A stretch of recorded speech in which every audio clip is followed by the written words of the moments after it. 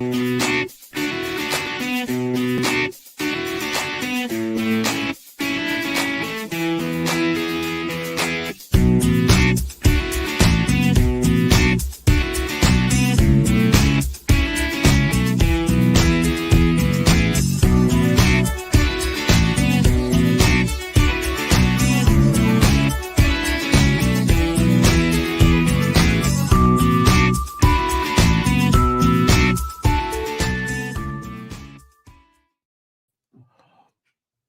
morning, Boomer, Sooner, and welcome back to Rise and Shine College Football. We're going to talk a little bit of softball first, but hey, make sure if you love college football and Sooner college football, you're going to love this. So make sure you smash that red subscriber button, like our videos, and don't forget to ring the bell so you don't miss one moment of Hall of Fame college football. Welcome to the show, everybody. Natty Patty, baby. I'm so excited for this too. It means more. Hey, everything means more now that they're headed to the SEC. But what an amazing performance last night, and really over the two games for the Oklahoma Sooners softball team. Patty Gasso, her amazing set of Sooners that you see, her Sooner seniors that you see on the screen there next to me. Unbelievable stuff. And we kind of saw this coming. Whenever Mike White is making excuses before he ever leaves Austin to not win, you knew it was coming. And you could see the Texas softball team, which, by the way, hats off to them for the way they played throughout the season. But I got to tell you, you could tell that they were just not ready to be on the stage with them right there. And good stuff, Hey, Mom, good morning. Yeah, good morning to everybody that's in here. Bishop Frank, Mars, Jams, Eric Rehert, Kimberly K, Mom, Mars, Jams. Let's see, who else we got? Hey, everybody, make sure that you tap in when you check in when you tap in. Lucas James, there you go. I think we should also be celebrating from yesterday. Yes, I agree. Dakota Green, welcome in, sir. Good morning to you as well. The other thing we should also be celebrating from yesterday is the OU is officially done with the Big 12. I'm in agreement. I am definitely in agreement. As of July 1st, they will be official members of the SEC. But listen, kind of just to recap, I think it's worth noting just what we've seen from Patty Gasso in this Sooner softball program, and it's nothing short of an all-time great dynasty. But it's one of the most amazing accomplishments that I think in college sports history. I think it's right up there with your UConn, Tennessee, kind of the way that they did things at the start of women's college basketball, and then right up there with UCLA men's basketball, Alabama, and the run that they've kind of put together over the last 16, 17 years that Nick Saban was there. Really, it's unmatched in softball, period. Unfortunately, you've got crybaby Texas and its fans continuing to have excuse after excuse after excuse about this home field advantage stuff. Now, first of all, if you don't travel with your program, too bad for you. There's plenty of tickets available. I don't know of anybody who had a hard time getting into this World Series the entire time. But to me, it just makes it even the more sweeter that they're whining and complaining about it. The problem is, and the problem that I have with it is it's absolutely disrespectful to Patty Gasso and her players. Because it's not only just Texas that's saying it. Because they're saying it, then you've got the entire softball fan world, from any of these other programs talking all that crap too. Nobody said anything about it when UCLA won its 3 in a row. And it took, 30-something years before Oklahoma put together a championship team. If there's such a home field advantage, why does Okie Light go 2 and barbecue every time they get to the World Series, it feels like? It's I guess it's par for the course for Texas that they whine and complain and all that. They'll sit there and talk a bunch of crap about this is a softball school and all that other kind of stuff. And they're over there boasting about swimming national championships that nobody watches. Millions of people saw Oklahoma lay the wood to them for 2 days in a row. You know, just like millions of people watched in the Cotton Bowl and the Red River Shootout when Oklahoma smacked Sark and Quinn and the Longhorns there too. You can say whatever you want about this home field advantage stuff. The College World Series has been played in the same place for how long in Omaha? 40, 50, 60 years? Why is it that Nebraska doesn't really get it done? And here's the other thing I would say about this. If you go back to last year, and something that I want to talk about this in a lot of different lights, but going back to last year, they went 61-1. 61-1. The one loss was what? I think it was within maybe their first 10 games or whatever. It was one of those early games against Baylor. Then they go through the rest of the season and the College World Series unbeaten. But they ended up winning a record 71 straight games that it, of course, stretched into this season.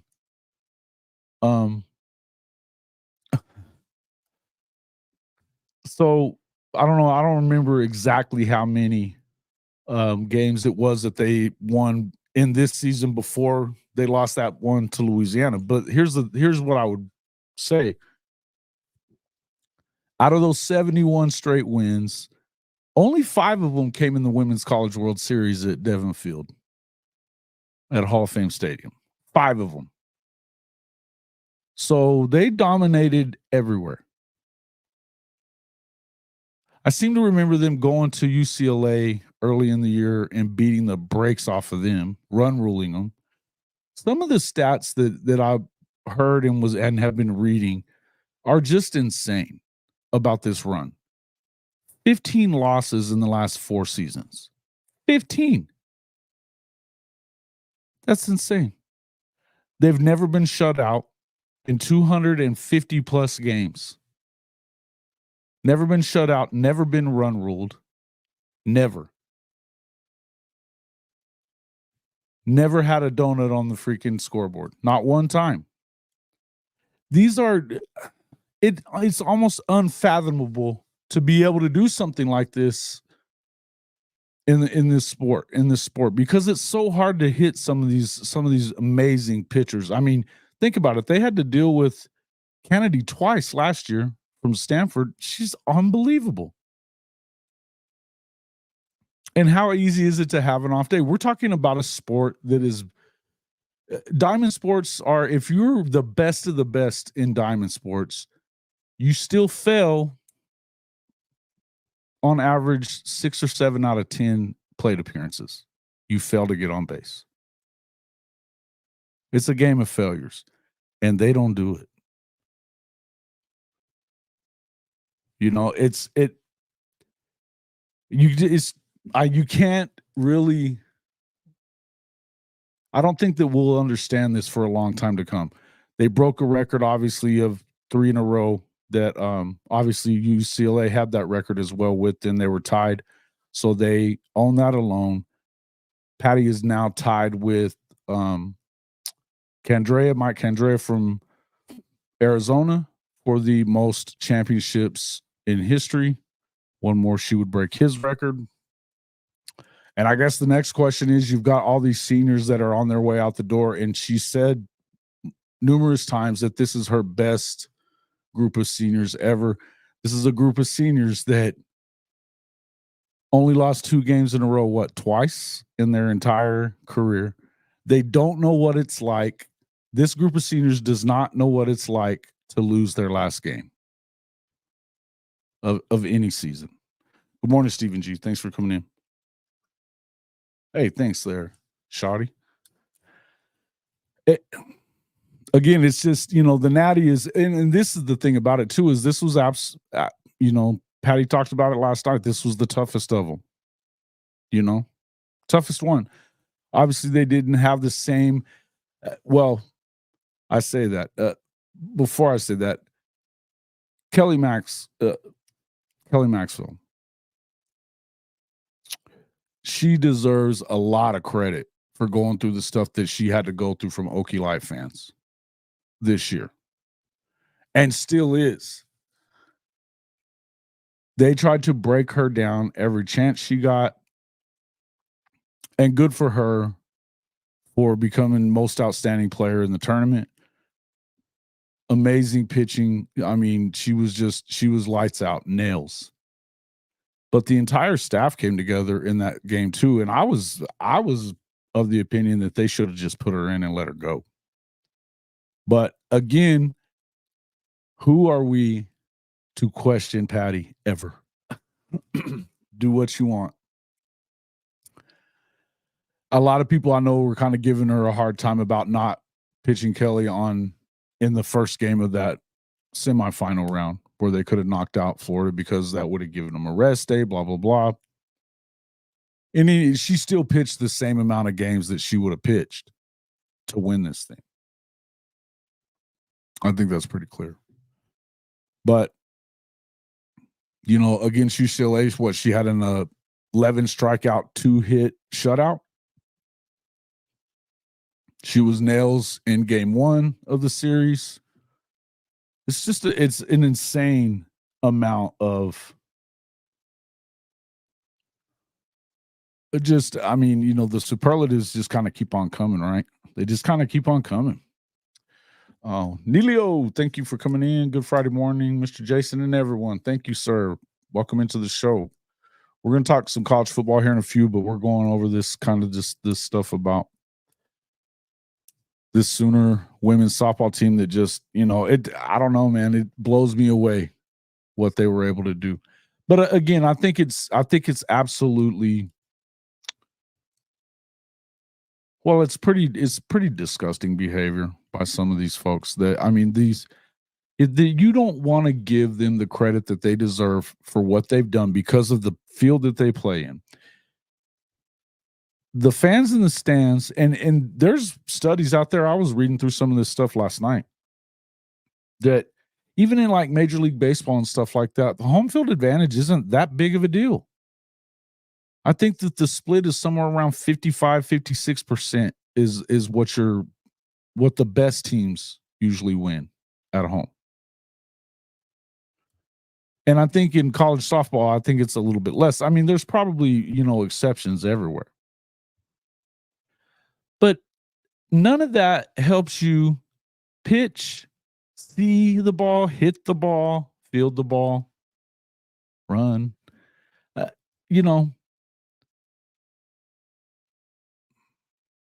It's clear they get locked in and they believe in each other. And something that I noticed the other day, I've been watching a lot of Coach Smoot show on the Coach Smoot network, the Alabama creator. A lot of those AAA fam guys have been coming in here the last few shows. And really, I would tell you that, yeah. Yeah, the ladies are absolutely awesome, Jimmy. Thank you. Yeah. But the other day on Wednesday, and I've watched his show for about a month or so, but on Wednesday, he had talked about having faith. And it resonated with me personally because, for a number of reasons, but it started me thinking a little bit about the faith that Oklahoma has in our football program and what they're accomplishing there with you've got the sole mission and everything else. But it also turned me to this and to the Sooner softball program and Patty. Because, and they're, you've got a lot of people that get upset about the way that they celebrate. And that, they call it, that it's just kind of, they act like they're just awful young ladies. And I love the way that, and I heard Holly Rowe talking about it too, about being unapologetic, and and you've always heard Patty say that, be unapologetic for what you're doing. Celebrate. and celebrate the glory that you're bringing to God. And faith is so powerful when you think about it. And when Coach Mook was talking about that on his show, it just kind of got me thinking in that direction. These girls' faith is what brings them through a year like this year. I mean, they lost, 7 games total all year, which, I mean, that's half of the number of games that they've lost in a 4-year period. So that's, relatively speaking to the rest of what they've done over the last few years, that's a tough year. But to have to carry that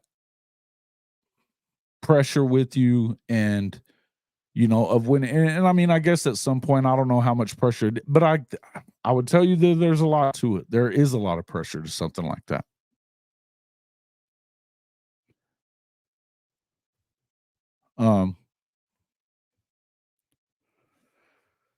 Yeah, and what Stephen G's saying here, we actually lost more at OKC than anywhere else if you look at the statistics. Yeah, no doubt. No doubt. They've dominated everywhere. It doesn't really matter where they've been. They've won everywhere. They've won everywhere. Hell, they lost a series to Okie Light at their home stadium on campus this year.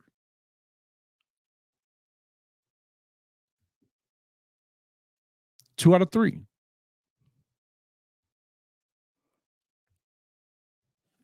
Neilio says, let me give you an example of the home field event. Arkansas hosted their 11th regional last week, and they've only advanced to the Super 6 times. Yeah. Yeah, it's pretty right on to 55% right there, right? 55% winnings.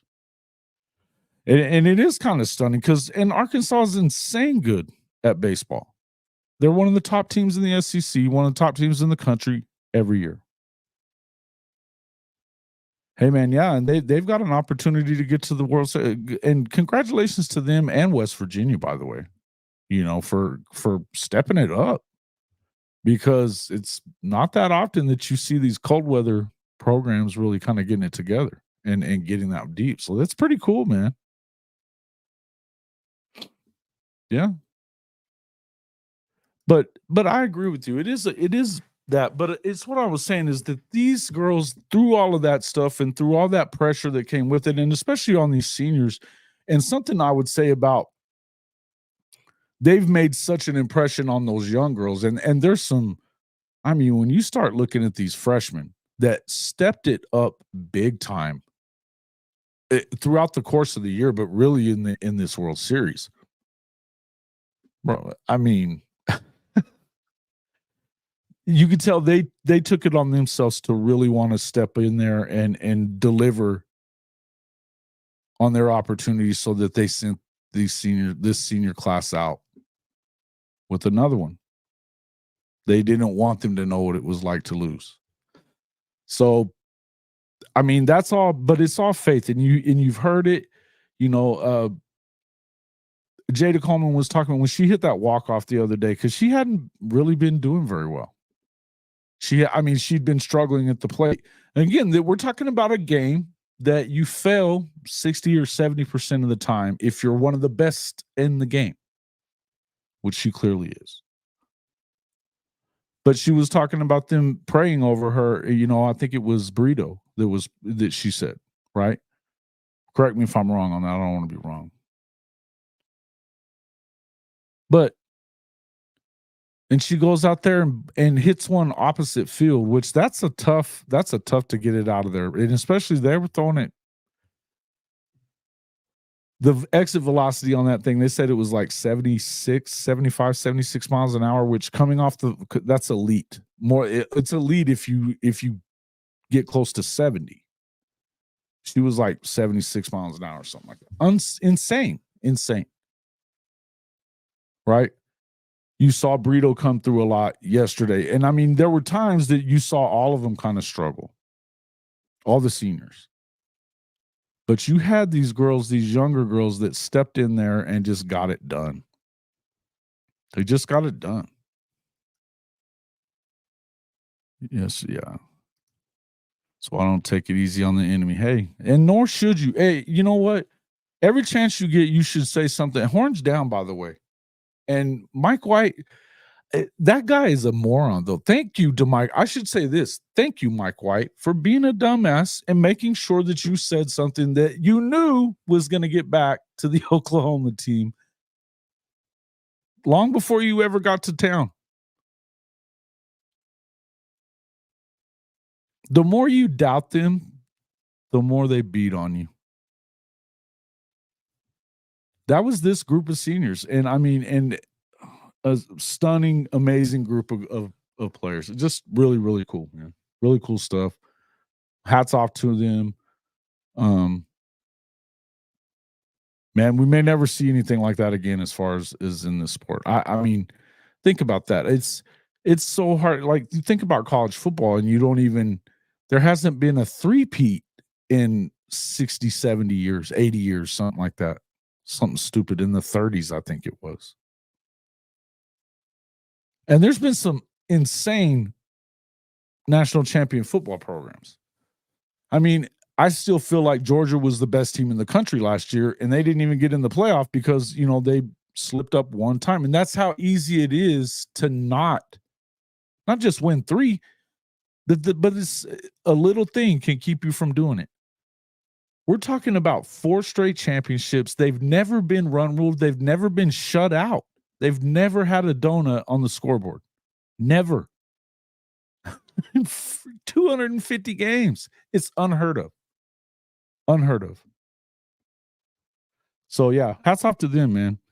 You can say whatever you want to, but, yeah, like as I said, in this 4 years, the most game, well, they could only win 5 of those games inside of Hall of Fame Stadium, Devon Field.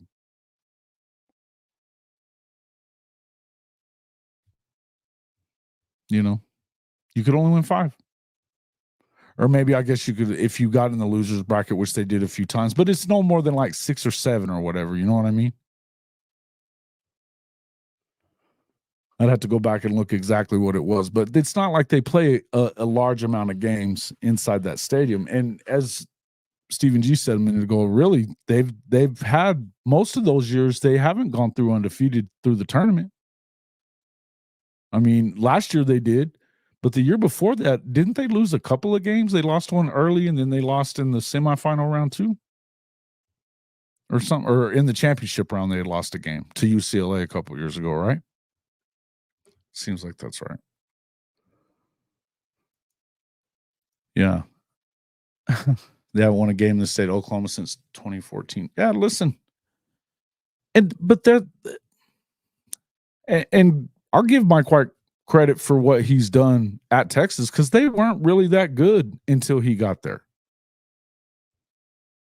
You know, they had their moments, you know, that they'd been to the World Series, but that hasn't really been their bread and butter. But he can get them to a certain spot. But I think that if you look at his demeanor and the way he is with those girls, I don't know how you could play for him. I don't know how you could. I'm not saying that you don't have to get tough on kids sometimes, and it's not like Patty is always, you know, I mean, she tells it like it is with those girls. She had to a few times that, you know, she'll say when they have those in-game interviews, she'll be like, we're not hitting the ball very well. We're not running the bases right. I mean, she'll say what she needs to say.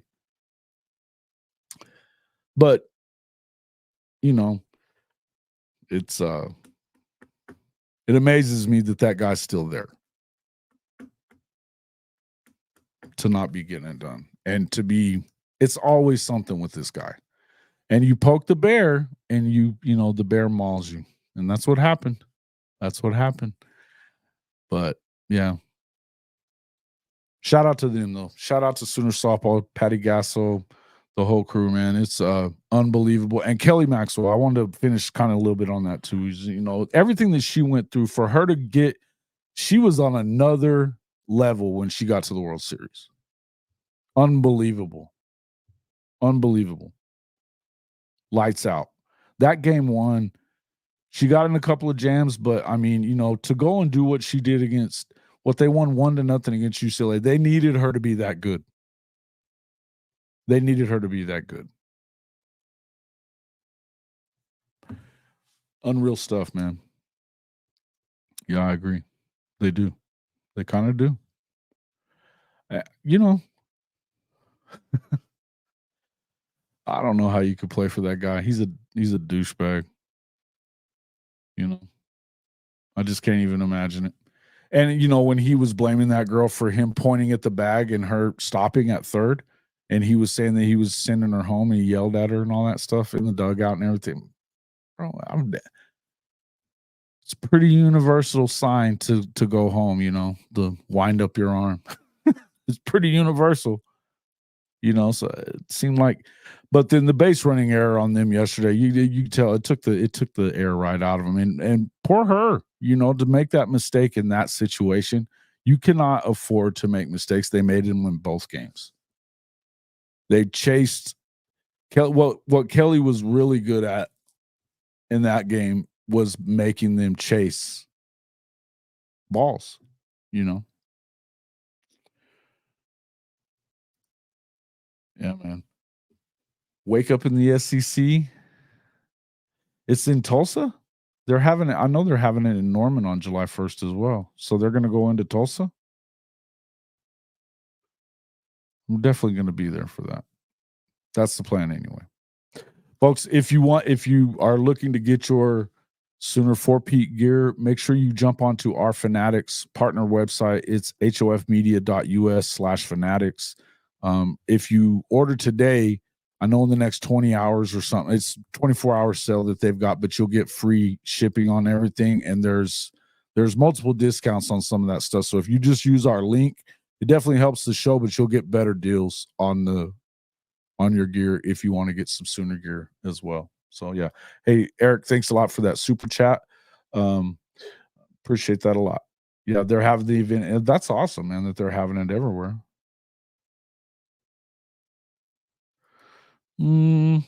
Well, Kenny, I don't know. I don't really have a huge problem with Kenny Gayeki. Although he had some stuff to say about Kelly Maxwell, which I think that, yeah, screw him too. But I think as a whole, Oklahoma State fans have got to, there's kind of a line that they just blow right through on stuff like that. The same thing, the same shit that they did with Trace Ford.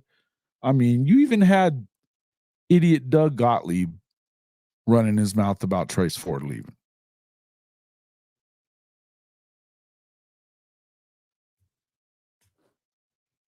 You know? Neil, I think it's just kind of a celebration. They're gonna do one the night before in Austin as well. So it's just kind of a celebration. They're gonna have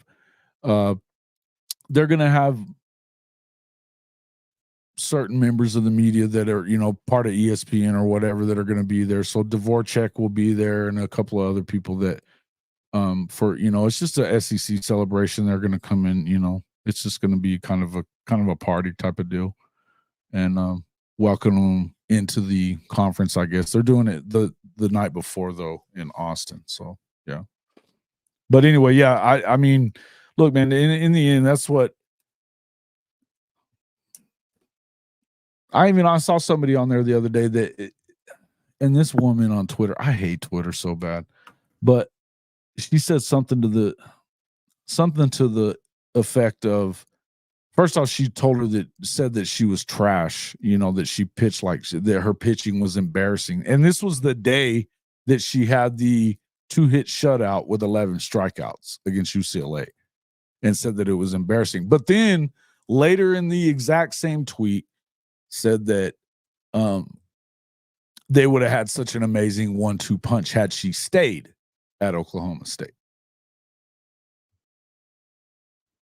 You know, yeah. I mean, look, man, to me, it's kind of is what it is. It just kind of is what it is with them. And I guess we shouldn't expect anything different.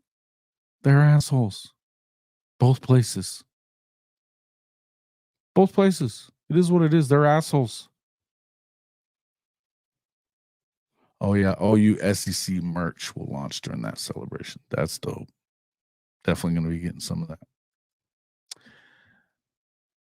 I like that. SEC hat that they had at the spring meetings or whatever, the coaches meetings.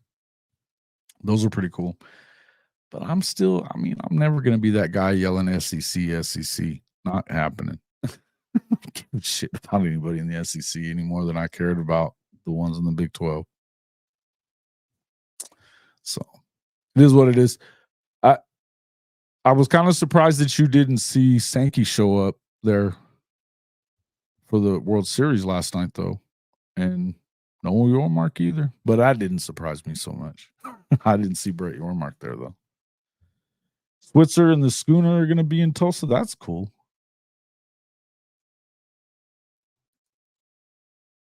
Well, yeah. Isn't that wild? Isn't that wild? That's like, and for them to see, and that's the thing. The rivalry means so much in terms of, the Red River is always been huge. But OU kind of dominates it mostly. Now, Texas has probably got one of the top 2 or 3 baseball programs in history, but Oklahoma's even kind of caught up to them in that, of late. As far as the Red River football game, Oklahoma, since they stopped wearing leather helmets, it's Oklahoma's. They own it. 17 of the last 25. It's just, it is what it is. And that's another reason why I think that it's so overblown. But, this is kind of what we're going to talk about next. Yeah. Yeah, it's just pretty crazy that they ended up both making it there. And look, Texas played great in the World Series leading up to that. They didn't give up a run leading into the championship series. And of course, Stanford, the thing about Stanford is they didn't hit very well. They were kind of reliant on that pitching. And so I saw people asking if, kind of tweeting out of that maybe she should transfer last night. You don't just go to Stanford to play sports. If you're at Stanford, you're there for other reasons. So kind of, yeah, I don't know. That would give you. I still think that the one thing I'll say about Kenny is that he does a really good job there at Oklahoma State. He's done a really good job there. They've won more since he showed up there than they ever did. I'll give him that. Hell, it took 30 years for them to beat Oklahoma in a series. Now they're gloating about it, so that makes it hard for you to even, acknowledge it and screw them. And I even saw people saying they were forever Bedlam champs in that. They're playing next year, first off, so that's not necessarily the case. And number 2, what are we talking about? It's the same as that dumb shit in football. You still finished 3rd in the conference, and you went 2 in barbecue in the World Series. Got 2 and out. Bye. But that, home field advantage is a real thing, according to Texas fans. Welcome. All right. What else we got? Okay.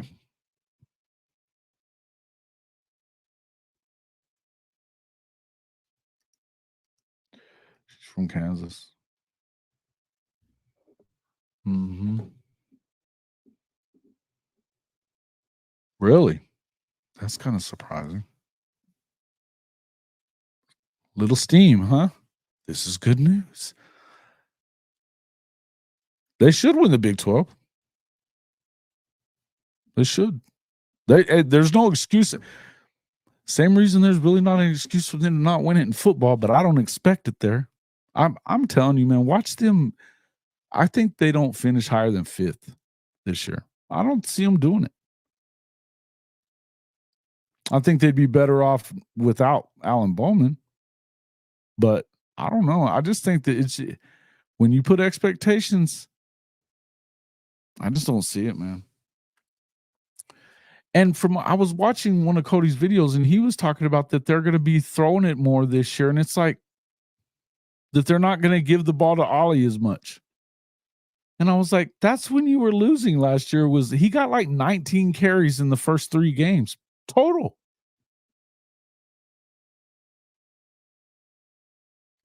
They lost 2 of them. Or first 4 games, I guess it was. Yeah, 4 games, and they lost 2 of them, of course. One of them to a freaking FCS program in Alabama State, Alabama A&M, something like that. Unbelievable.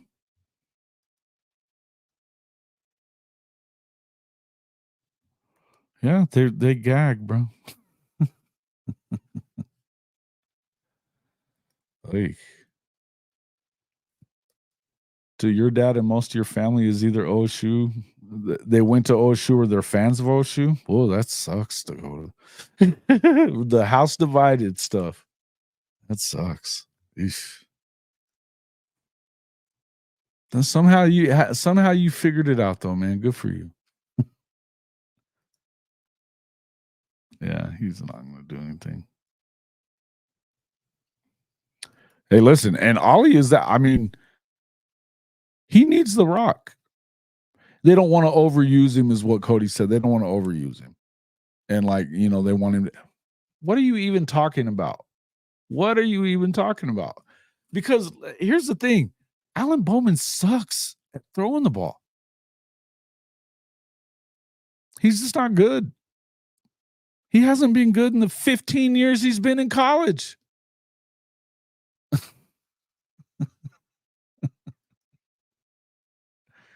Yeah, this is a fact. Yep, that's a fact. He's a knuckle. He's such a gagger, though. And he thinks, I mean, look, to be fair, and I'm not going to be fair about him. Shit. There's no reason why he shouldn't have won more than what he has. I don't care about the number of wins he's had. If you look deeper at those wins outside and even in the conference, he has had the fortune of playing in a Big 12 conference that just wasn't very good over the last 10 years. And that's when they got good. You know, there was one team that he had. I think the group that he had when he had Whedon and Justin Blackman, and they won the conference championship that year, and they missed out on the BCS game. Now, would you have expected them to win that? I wouldn't have, but that was probably the best team he had. But the guy doesn't recruit, number one. He doesn't even like to recruit. They're in better position recruiting this year than I've seen them in a long time. But I think a lot of that has to do with Brian Nardo and some of the other guys on the staff, because he's not out there doing it. He's not. In fact, Cody's doing a lot of the freaking recruiting. He had Aqib Talib on his show the other day. I don't know if you guys saw that or not. Yeah, 2011. Yep. Absolutely. I would, yes. I would freaking I've said this about, I didn't understand why Texas didn't do it with Bijan. Stamp US mail on his ass and send him 25, 30 times a game. He needs the ball. Because you don't have, I mean, and they talk about Brennan Presley like he's one of those guys. He's not one of those guys. He's not Justin Blackman. He's not Des Bryant. He's not those dudes. He's okay. And I don't see a receiver that they have like that.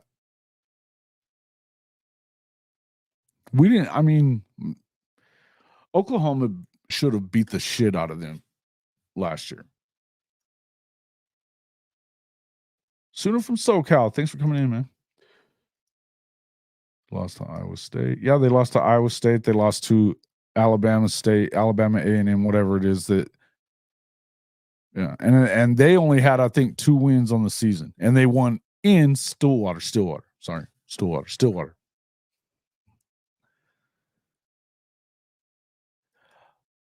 Which one was? Oh, are you talking about? Oh, when they lost to Iowa State, you're talking about in 2011 when they lost to Iowa State. I thought we were talking about. Yeah, I would say that had a lot to do with it for sure. That had a lot to do with it for sure. And I forgot about that, that was the year of the plane crash. Yeah. But look, he hasn't had that excuse most years. And they didn't have to play that game either. That was the other thing. They didn't have to play the game that weekend. They were going to push it back a week. I absolutely do too. I think I'm with you there on that one.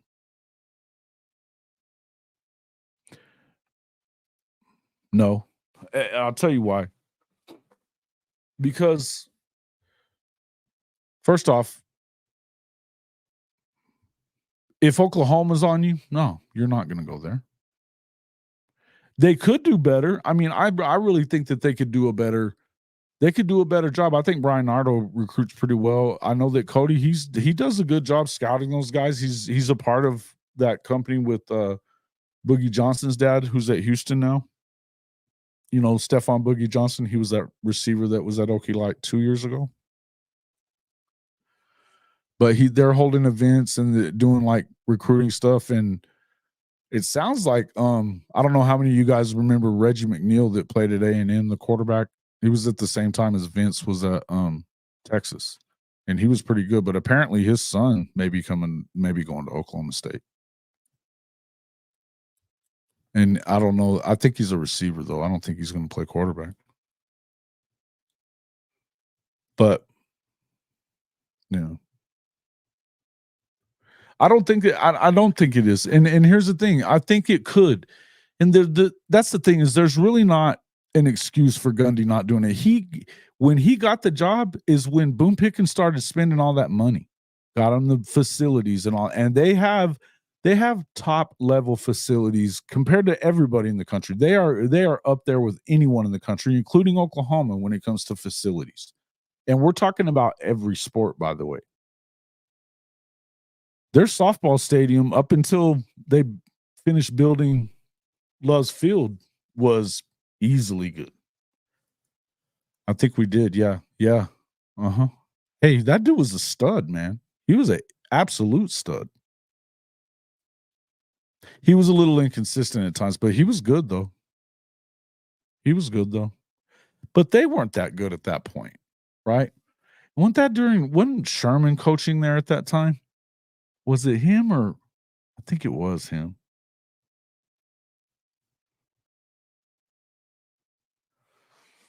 It's coming, man. And that's what, again, I was talking about that faith, and that's what you see that in the football program too, man. You do. You see that there. And the way they're doing things, there's no shortcuts to this stuff, first and foremost, okay? There's just no shortcuts. You have to have the guys. Now, I think they have them, and I know they'll have them over. I mean, this recruiting class, it feels like it just keeps on getting better for Oklahoma every year. Now, they need to step in and do their thing this year and win at least 8-9 games at the very least. I think that if whatever happens, you need to do that. But if you do that, and that's not a bad year, first year in the SEC, especially with that schedule. Now, I also think that they could win a 10 or 11, which, by the way, you have I actually got that update on the. We'll talk a little bit about this in just a second, but I wanted to. Where the hell is it? Give me 1 second here. There it is. Okay. We'll bring that up in a second.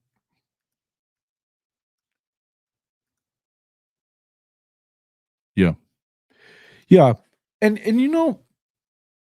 I'm not really doubtful, but Christopher, you got to remember, man, that a lot of these games are road games. I think that you can get, and it's the concern is that, okay, I'm not worried about the offensive line. And here's what I'm going to tell you.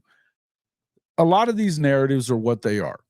But if you look across the amount of teams that they got to play, and they've got to play them, they've got a tough schedule, no two ways around it, right?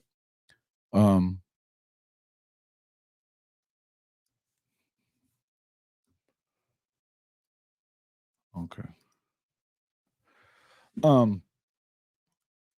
There is a lot of people saying what they're saying and everything else, but there's a lot of, their schedule is fraught with tough situations. I mean, we're talking about even the Auburn game, and I think they win that game. I've said this the last few times we've actually talked about this. My biggest concern games, certainly LSU. I know a lot of people don't think a lot of LSU, and we're going to talk a little bit about them in just a second, but I still think that year after year, LSU just puts people. I mean, they just have talent on the field, and it's a talent-rich state, and they're near Houston in that area of Texas. They're able to recruit at a high level without even really. I mean, it kind of recruits itself because Brian Kelly's not a great recruiter himself. I think they're in the top. I think they're in the top three or four anyway right now. Like, we can go look at that just real quick, but I would tell you that that's going to be a tough one. I still believe and as I said, I've said it a few times here, but guys, I am not going to be the dude that predicts the downfall of Alabama. Now, do I think that you should beat them? Probably, right? I think that you should, but I do think that it's not going to be an easy thing, right? You're gonna have to step it up, and I mean, they're going to be so much better on offense. Their defense, if the defense is what we think it is, and particularly if they're humming along at that time of the year, that could be a hell of a game.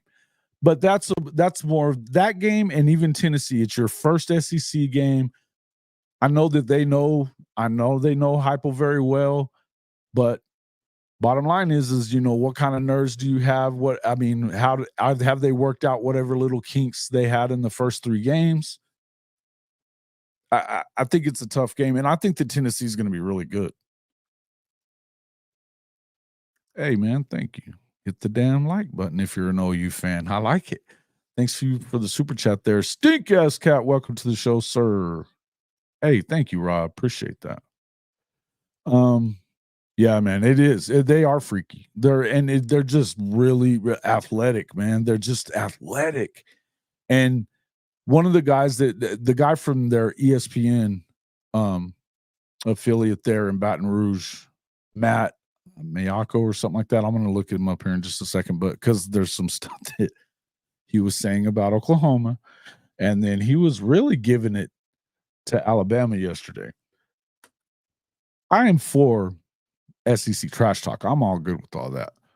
But I do believe that there are still, look, we had Jay Crane on.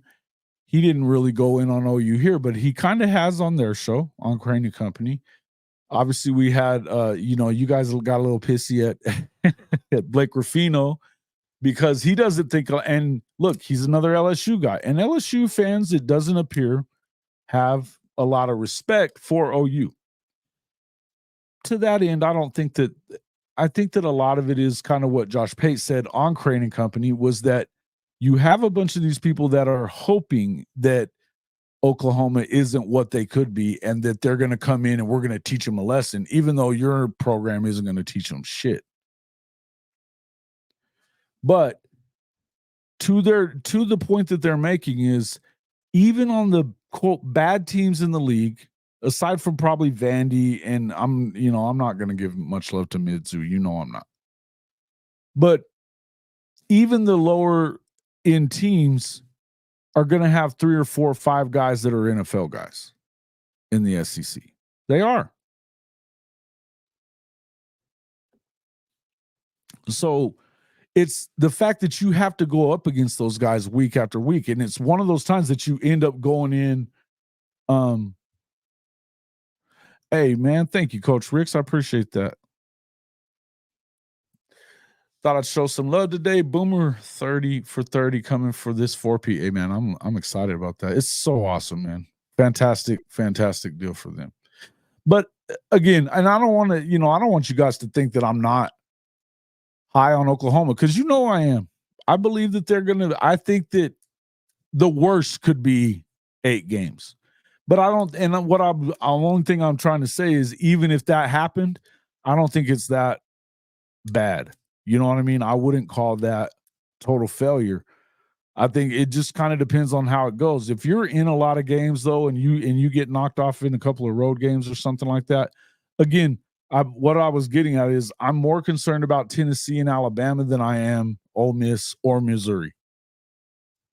That's just a fact, because I haven't seen them do it against anybody that is, quote, on their level. And I don't think that their level isn't Oklahoma's level. It's not Missouri, especially. Now, Ole Miss has a lot of talent there, but Lane hasn't done anything, man. He skated by LSU last year when LSU had their worst defense probably ever. They've, of course, fired that staff. They've got some guys coming back. I don't know how many of you guys caught that SEC podcast, and they had his own little power ranking things that he did, or the returning production. I don't think he did it right. I think that you have to production. It's not necessarily returning production as far as for your team, but if they were starters and they played a lot and had production somewhere else, to where that's why you brought them into the portal, it should figure in there somehow. I don't hate it, but I mean, obviously Oklahoma ranked at the top of every defensive category that he had. Of course, so did Kentucky.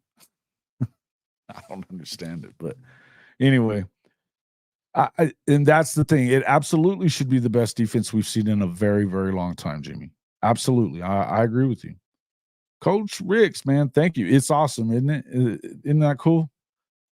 And I mean, they just come through. They just come through and get it done.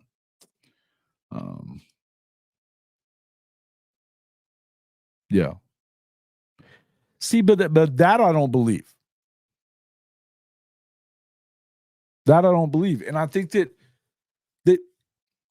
this is what tells you that a lot of these folks don't get it. Well, because I'll just give you an example of why. Let me make sure I sent that. I don't even know if I did.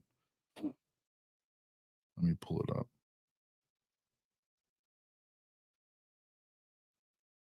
Oh, hell.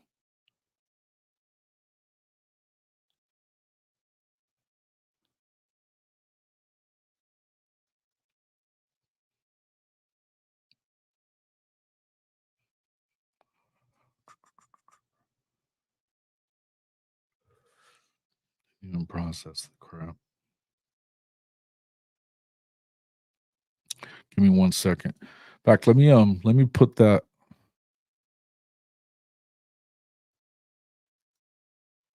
New places, new opponents, most entertainment in years. I'm excited, man, too. Me too. Yeah, and I agree. And I think that PEAT has taken up for Oklahoma more so than most of the rest of them. But lately, it seems like you're getting a lot of love out of that SEC podcast, and in particular, what's his name? Oops. Damn it.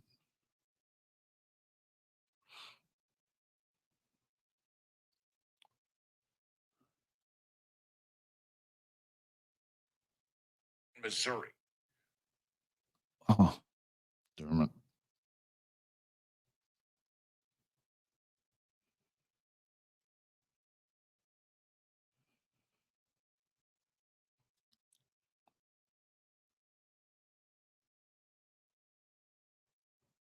In Missouri. All right, I'm gonna upload that and I'll put it up there. But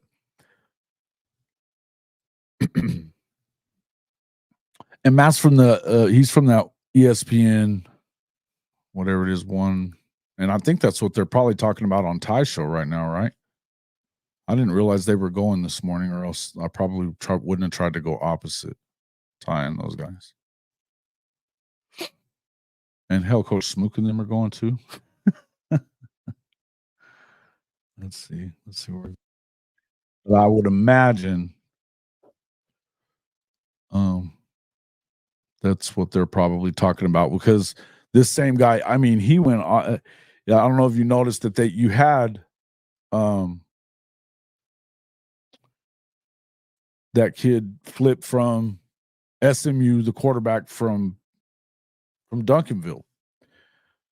I always keep forgetting his name. That's all I was going to look at real quick. I'll have that up there too. Let me look at Alabama real quick. They moved up. Right now they're at number 8 overall. They've got Keelan Russell, which they've got him at the number 39 dude in the country, but he was really trolling, which, I mean, I'm good with that. I like it. It's funny, right? But it was he was basically saying, they've had all these really good quarterbacks, first rounders, blah, blah, blah, blah, blah. And then they're going to go, and now they're, they could get anybody they wanted from any other program, but now they're picking on SMU and getting a 3-star. Well, he's not a 3-star. He's a 4-star. And I would say that the dude is one of the best quarterbacks in the country, without a doubt. He's led that team to back-to-back state championships, and they're probably going to win another one.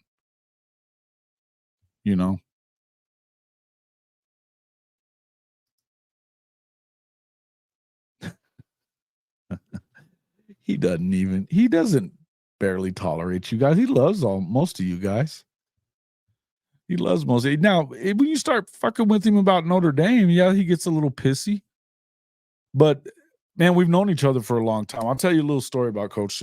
But, I mean, I met him, my first semi-important sports editor job was in the same place that he came from Texas, Hobbs, New Mexico. And not my hometown. It's, I was new there. He coached in Texas his entirety of his coaching career up until he came to Hobbs. And then, so we were kind of both outsiders, but he was trying to get it done. And coach is I'll tell you something is, he's funny, and I know he'll talk a little smack and everything, but he's a hell of a coach, number one. And number two, he's a hell of a guy. I mean, the stuff that he does for his work right now, I mean, he's in charge of a nonprofit that takes care of, mentally disabled people. And, it's pretty important stuff, man. He gives his time to people like that.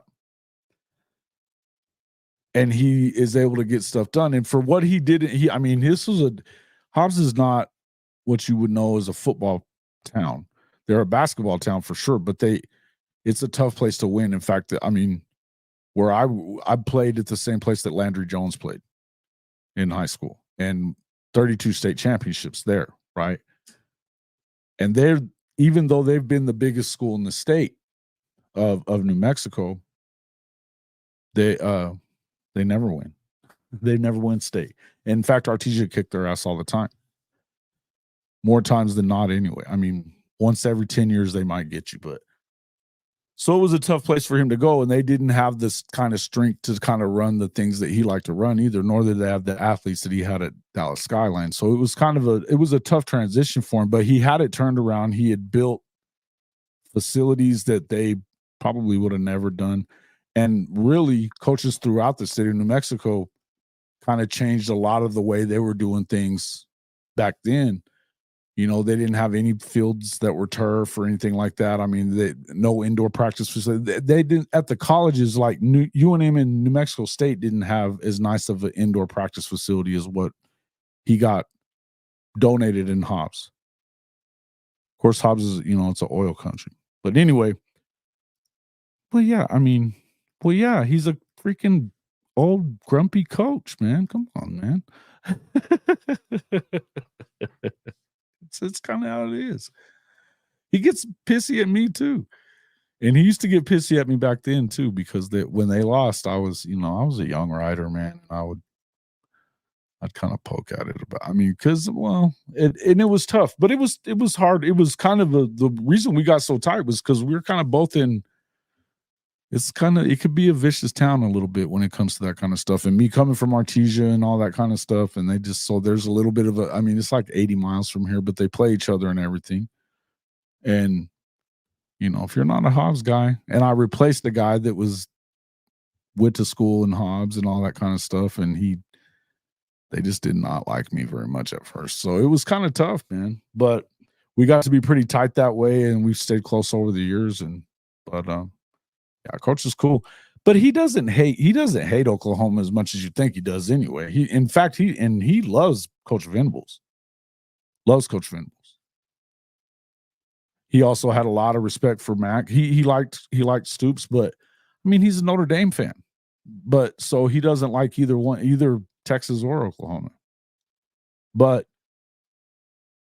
I tell you one thing, when we were at Big 12 Media Days last year, Coach got more alone time with BV than anybody else. He was over there just hanging out with them. And even Turnip Seed couldn't get him away from Coach because he had coached, some of the kids that he recruited. And they got to talking and stuff about it. And it was just, anyway, he didn't talk to me that much. I mean, whenever I tried to talk to Coach Venables, and I've met him more than once, but he liked Coach Roybal. They all did. They all remembered him up there. The Sikkim 365 guys, that's kind of a funny story. Coach pissed them off whenever he was coaching out there because he wouldn't give them like a roster or a depth chart, I guess. Kind of pissed him off. Hey, man, thank you. Process of starting my podcast on the East Coast for all Sooner material. I'm going to reach out later. Coaches talk. Hey, cool. Cool, man. Yeah, let me know. Thank you for the super chat, man. I appreciate that, Coach. Get a hold of me if you want to. And, man, we'll have to get you on the show.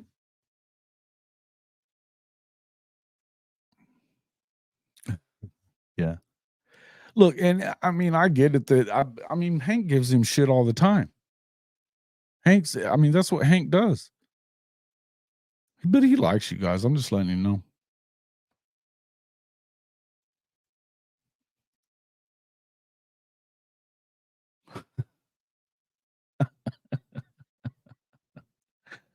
Yeah, he was a little different, right? I mean, I think that he has his outward.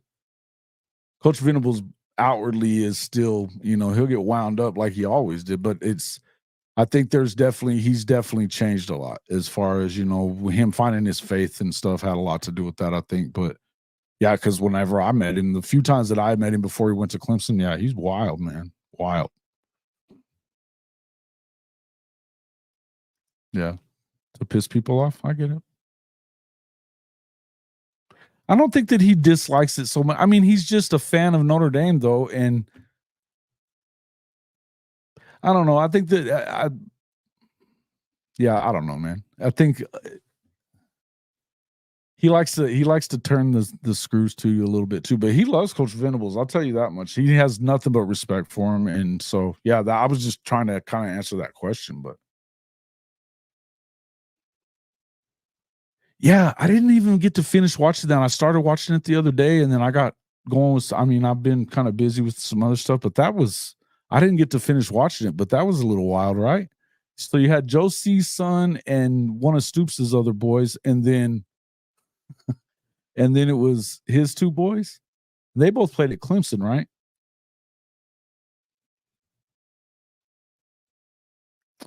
Oh, yeah. He does.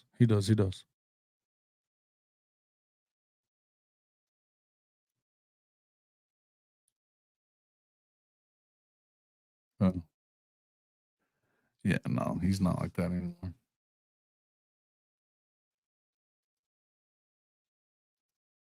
Yeah, Tyler and Jake. Mm-hmm.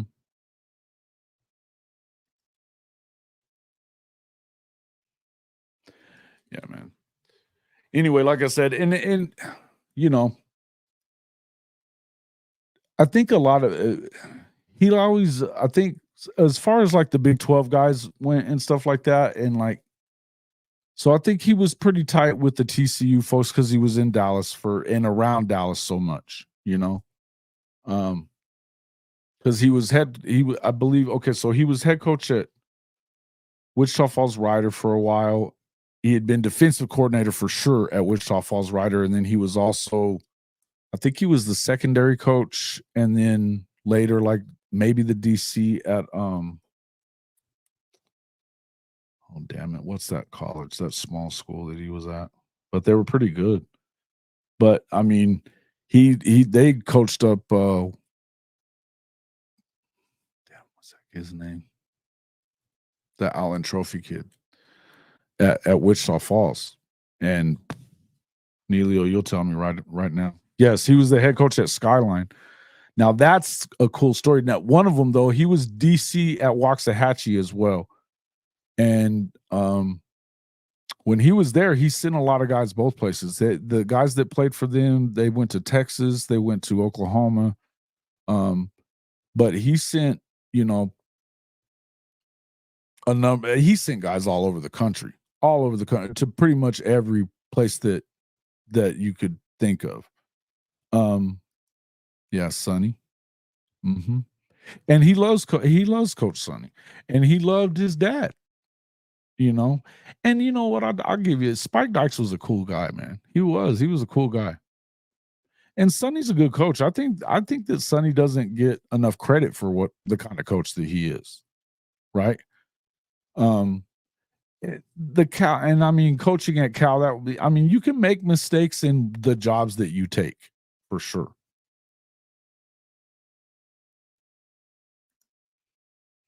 So did I. So did I. That was my first tech school. Yep, Wichita Falls. I saw my first tornado in person in Wichita Falls. I was scared as shit. Immeasurable damage to his team, putting it in their head that they couldn't win in OKC. Yep. Dumbest thing ever, wasn't it, Jay? Dumbest thing ever. Yeah, he was a character too. he had character, but he was a character. Yeah. Oh, is he? Tyler's still playing at Clemson? I didn't even realize that. Huh. Wow. Okay. What's up there, Clem? Good to see you, man. Nebraska. It was it's on the tip of my tongue. I don't know why I forgot his name because I was talking about it to Jake the other day, actually. Aaron Taylor. Right? So yeah, that dude was a stud. But so yeah, he coached him up, and then he had the guy Antoine Kirkhughes went and he played defensive end at Texas. He was Ricky Williams' roommate in college. And I mean to tell you, I met that guy. And then one of the offensive linemen on the Natty team is shit. And he was a starter too. Give me a minute and I'll remember it. Oklahoma's national championship team.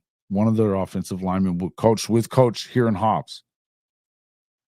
And damn it, what was his name? Crap. I'm trying to remember.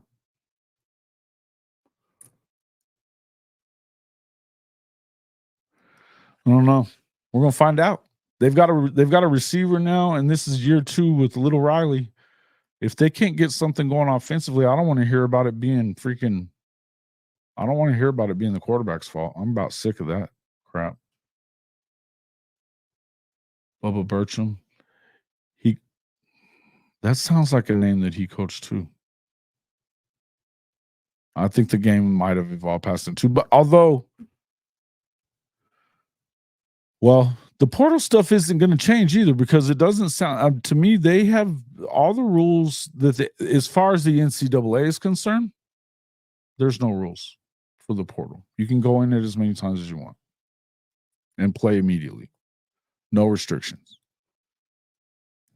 They're getting killed, and I think what's going to happen, though, that's going to end up being – I think that's going to end up – well, we've heard a lot of people saying within the next 24 months that the NCAA will no longer be in charge of college football, that they're going to break away from it in some way. So, look, the changes that we're seeing, who's to say what they're going to look like in a couple of years? I don't know. I think that they definitely have to go to this 9-game thing. What I would tell you is that if you don't, I think that obviously the SEC is holding its leverage, like Hank was talking about the other day. They have leverage over ESPN that you're going to have to pay if you want these yearly rivalries. What I would tell you is that they better pay for them, because I think that you are going to piss a lot of people off in the SEC. If you don't have Tennessee playing Alabama every year, and you won't, and you don't have Georgia playing Auburn every year, that's the oldest rivalry in the South. You don't have Texas playing Texas A&M every year, because OU and Texas are connected at the hip, which that will piss off Texas A&M. It will piss off it's been 12 years since they played, and for them to, they only play one every other year, that's the dumbest shit ever. They will basically cutting more than what you figure most people have at least 2 rivals. Not everybody, but we're talking about, Florida won't be playing Tennessee every year either, because they're only going to be playing Georgia every year. Your little whatever's gone on with I guess I don't know if they're going to keep Texas A&M and LSU stuck together, but like whatever they ended up, what we were talking about before with that 6-3 model that they were talking about, where you would have 3 protected rivals. So you would have, Oklahoma would have Texas, of course, probably Mizzou, and then, but they've talked about, remember we were talking about Florida, but I could also see them maybe making that with LSU, because there is already kind of a rivalry kind of creeping up there. At least I know we hate them because they've beaten us a couple of times, right?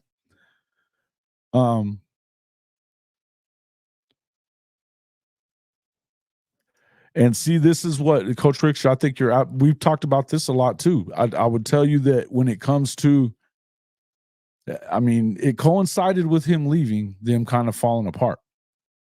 And we talked to Coach to Big Dave. He's been on the show a few times, and he said that he rarely dealt with Dabo. His son was an offensive player, and he rarely dealt with Dabo. It was always with Coach V. Always. So, yeah. Yep.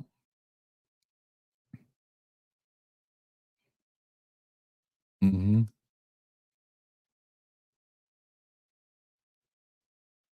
Wow.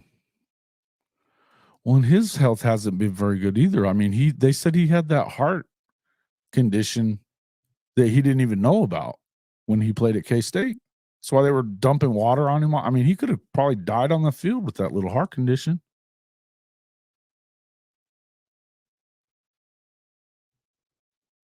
Yeah. Your brother-in-law's on that staff, and he said that Brent was the person to go to. Yeah, look, well, and Dabo was, he was the receiver coach when he got that job when Bowden left it, right? He was the receiver coach, and they made him interim coach, and hiring Brent was the best thing he did. And I'm not saying they had a good staff there for a long time, but they don't have the same staff anymore. They've lost a lot of those guys. And remember Billy was there for a while, and he was one of their better coordinators. They've had some decent offensive coordinators, but nobody was like Coach Venables. And this is why I'll get into kind of what, hopefully that got done uploading like I wanted it to.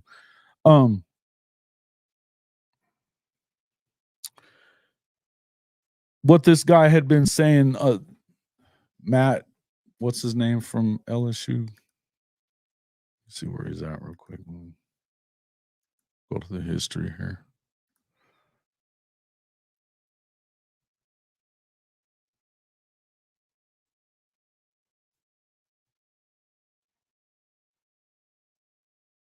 Matt Moscona. I always forget his name just right, but okay.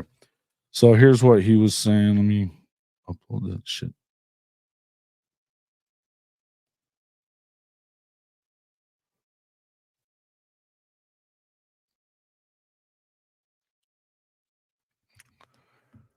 Yeah. So he was saying that, talking about ESPN's FPI.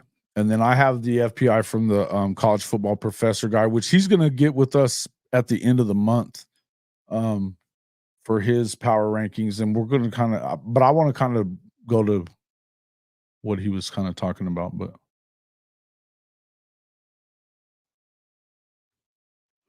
yeah. Yeah, listen. Yeah, they were rough, weren't they? Oy, Stoops was crazy. Let me pull that up real quick. It should be there. Oh, it's not done yet. Dang it. So he was talking about though. He kind of really went in on the whole deal with Keelan Russell, calling him a 3-star, and that just kind of giving it a hard time. That the fact that he was committed to SMU, which being at Duncanville, it's not that big of a surprise that he committed to SMU. It's not, because it's close to home. I mean, and to be fair, y'all, is Oklahoma the game we're there it is. talking about?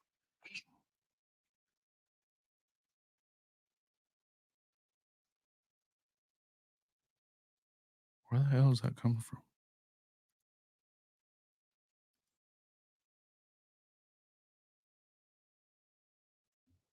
Oh, that's on 3. Jeez. Should be up. Okay. Let me share this with you guys.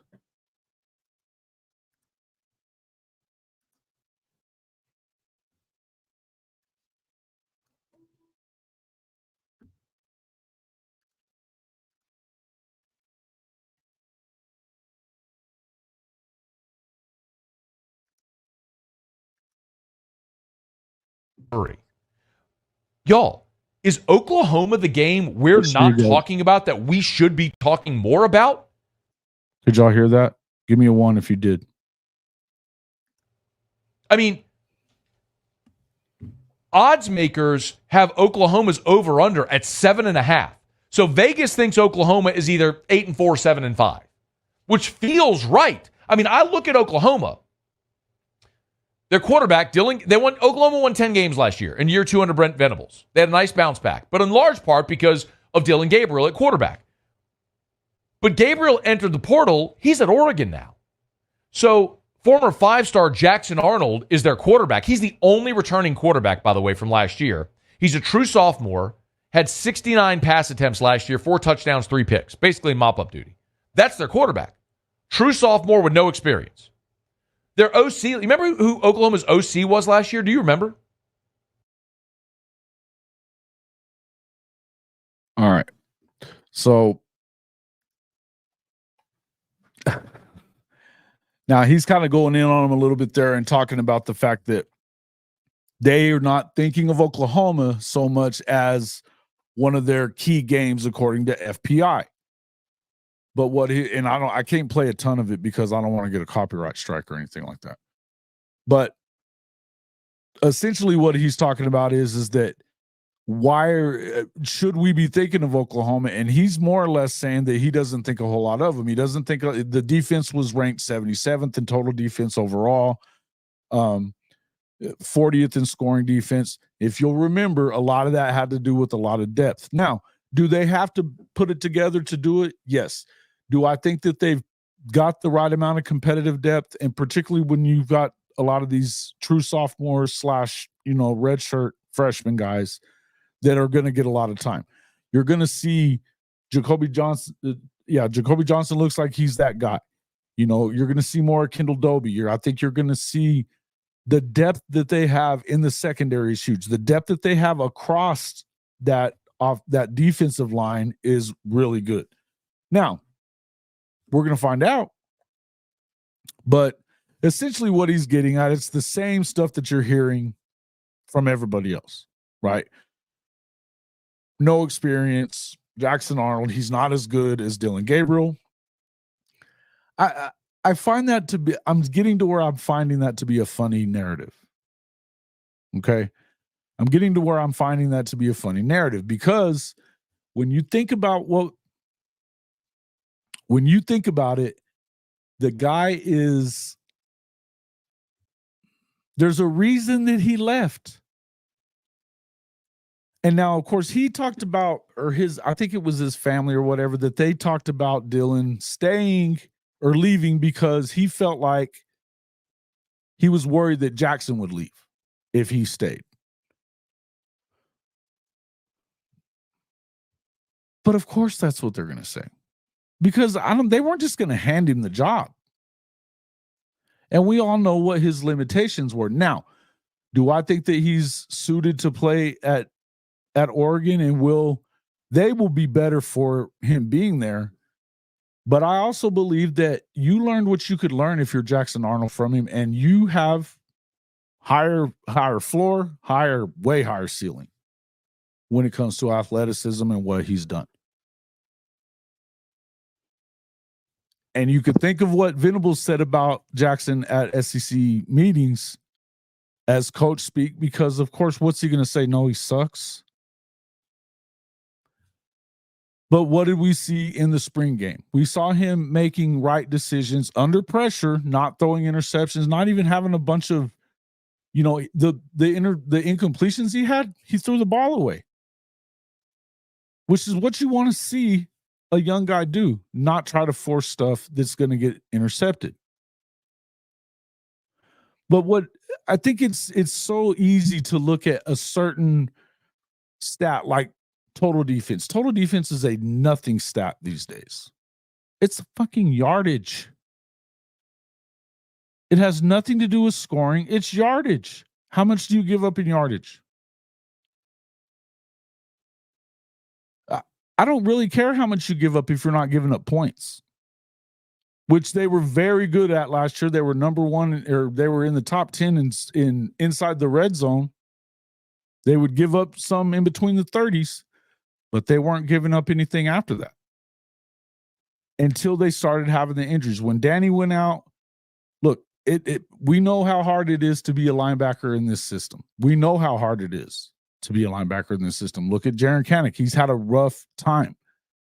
So with Samuel Omosigo and, Lewis Carter, they were still coming along as true freshmen, and they got to play some, but, and also you got to get them ready physically and stuff like that. And then Kip Lewis and Kobe McKenzie. But now Kip and Kobe look like they're ready to rock and roll. Right. And then from what we've seen of Lewis Carter and Sammy, they're right there too. Plus you still have Danny coming back. And not only that, but they've been talking a lot about Deshaun McCullough kind of playing a lot of outside linebacker, probably the will. And so the thing about it is if you go to like a 4-3, or if you're going with a 3-3-5, a lot of times you'll see them bring down that an extra linebacker as a D end kind of deal, right? Just that outside linebacker, Lawrence Taylor kind of guy. And we know he can get into the backfield. I don't think that that's a bad thing. But a lot of it is an easier approach. And that's exactly what Pate was saying on Crane & Company, was that, look, I think a lot of people want to believe that this is the case, but and all you have to do though is look at their recruiting, guys. You have to look at their recruiting, and you can go back and look at it from the last 2 years as well. But I can't stress enough how important Dominic Williams was to this, to them moving maybe a step further than we originally expected them to do in year one. Again, I would tell you that they still have to prove it, and there will be some adjustment. And we still have to see from Coach Venables that he takes the next step as a CEO. What he's doing great, though, and why I was saying I believe in this program and I believe in this coaching staff, is because he's building these relationships with, I don't give a shit what Brian Kelly was saying about not buying players. It's bullshit. I don't buy it. Because we know better than that. We know better than that. If they're paying the women on that basketball team the money that they were getting them paid, don't you tell me that you don't pay football players. Because you could give a shit about women's basketball.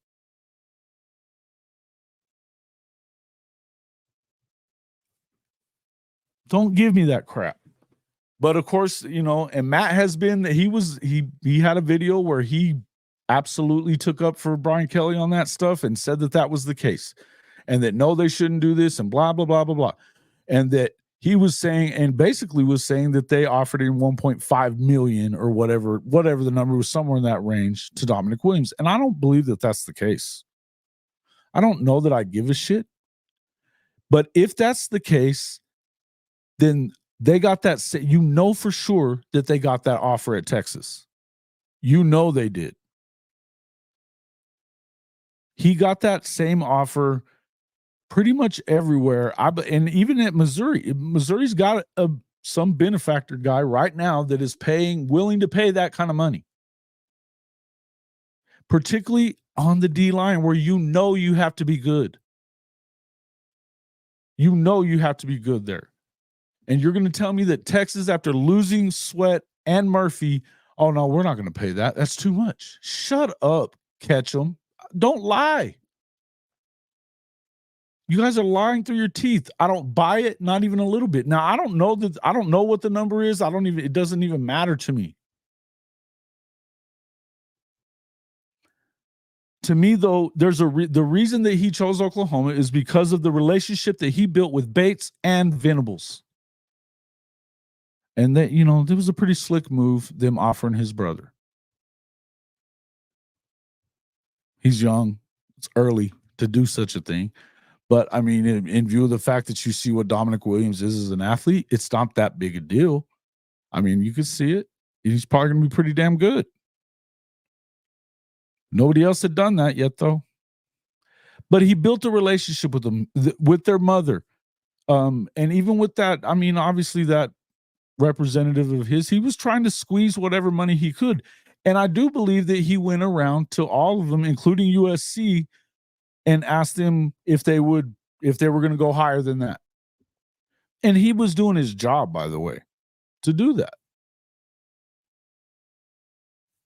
But if it came down to within 100,000 or something like that, the difference was the building those relationships, which is exactly what is most important right now in college football. They're all paying, even Dabo. They'll pay. They didn't get Bryant Westco because they didn't pay. They didn't get that linebacker, what's his name, that stud linebacker from Georgia, because they didn't pay. Don't give me that shit. Or Cade Klubnik, for that matter. Sharpshooter, what's up, my man? Yeah. So see, and yeah, let me go up.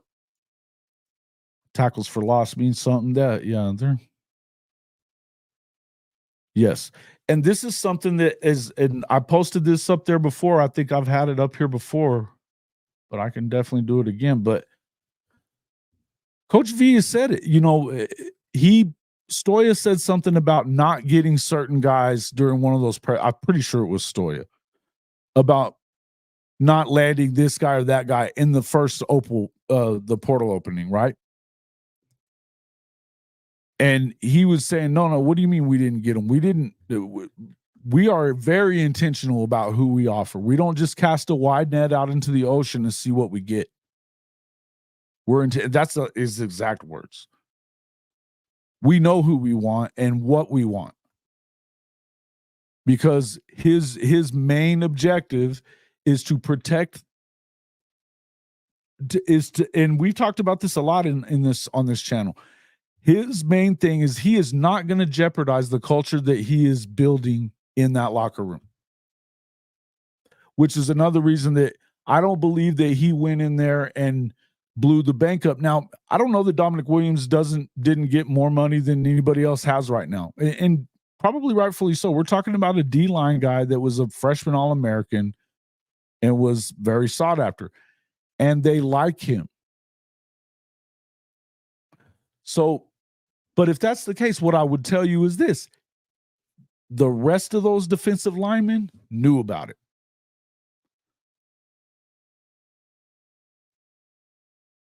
Because they want to win too. You know? So that's the thing. I think that in this day and time, right now, today, people talk about how much it's about money, and it's definitely got a piece of it. There is money involved. And if you're not paying, you're not playing. Not in the big boy league. You can't do it. Which is why I'm telling you Brian Kelly's full of shit. They would have paid him, and whatever the reason, Bo Davis doesn't do a great job recruiting. He coaches them up, but he hasn't done a great job. I mean, Sweat and Murphy were both 3-star guys. And they really, if you think about it, they hadn't really done much until this past year. He does a hell of a job. Now he's the highest paid assistant coach in the country. They have to expect better out of him recruiting wise. Yeah, you do. You have to pay what they're worth, but it wouldn't matter what kind of athletes you are. You didn't see them throwing a bunch of money at what's his name that ended up at Ole Miss. You just didn't, you know. From A&M, what's his name? He was the number one guy in the country. And another thing is, I know a lot of people still want to see David Hicks end up at Oklahoma. I don't know that that's going to happen. Number one, I don't know that they even want. I mean, I think that Coach V and probably Todd Bates feel like he kind of screwed them around a little bit. Again, rightfully so.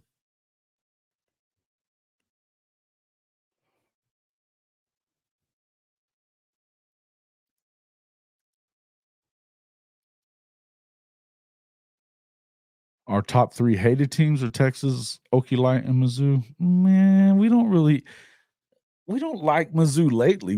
But I got to tell you, I don't think about Mizzou that much. I never really have. It's just been like lately. Yeah. I think you're right, Coach Ricks, though. Yeah. What you doing there, sharpshooter? Good to see you, man. Yeah, we're all a big fan of him. OC Pap. We love OC Pap. But as I was saying, I think that as much as anything, it's not just about money, though. In this day and time in college football, it is just as much about building that relationship as it is about what you can get your collector to pay these guys. It just is. But it's always been that way anyway. For people to act like that this is all brand new, I think it's disingenuous at best when you think about that. Because if you were winning and winning national championships or competing for national championships, you were paying players long before now. Some more than others. But, and I think that Oklahoma was definitely, they didn't do it like because of all the trouble that Coach Switzer got them into, But I don't think they should take Hicks either. Except from what I understand, him and Stoney are still pretty tight. So it wouldn't be that surprising, but I don't know that BV wants anything to do with him anymore. I know PG talks about stuff like that a lot, and it's not stuff that I've heard.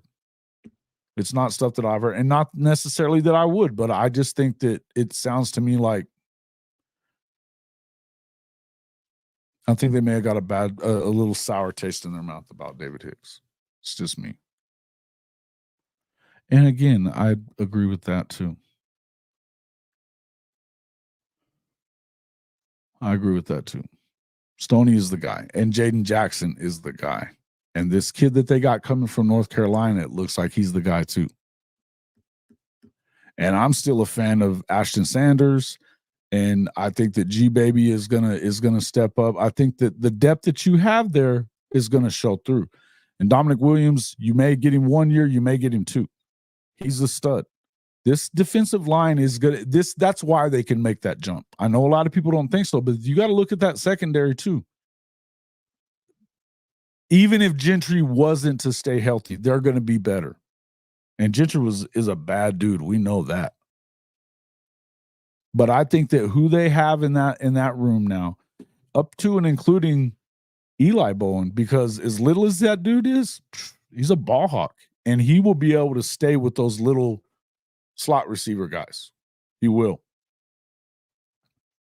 He makes a lot of interceptions. He did in high school, and they love him already as it is. But I also think, again, there's a reason why Josiah Wagner ended up at Cal, and it was immediate from the time he left Oklahoma.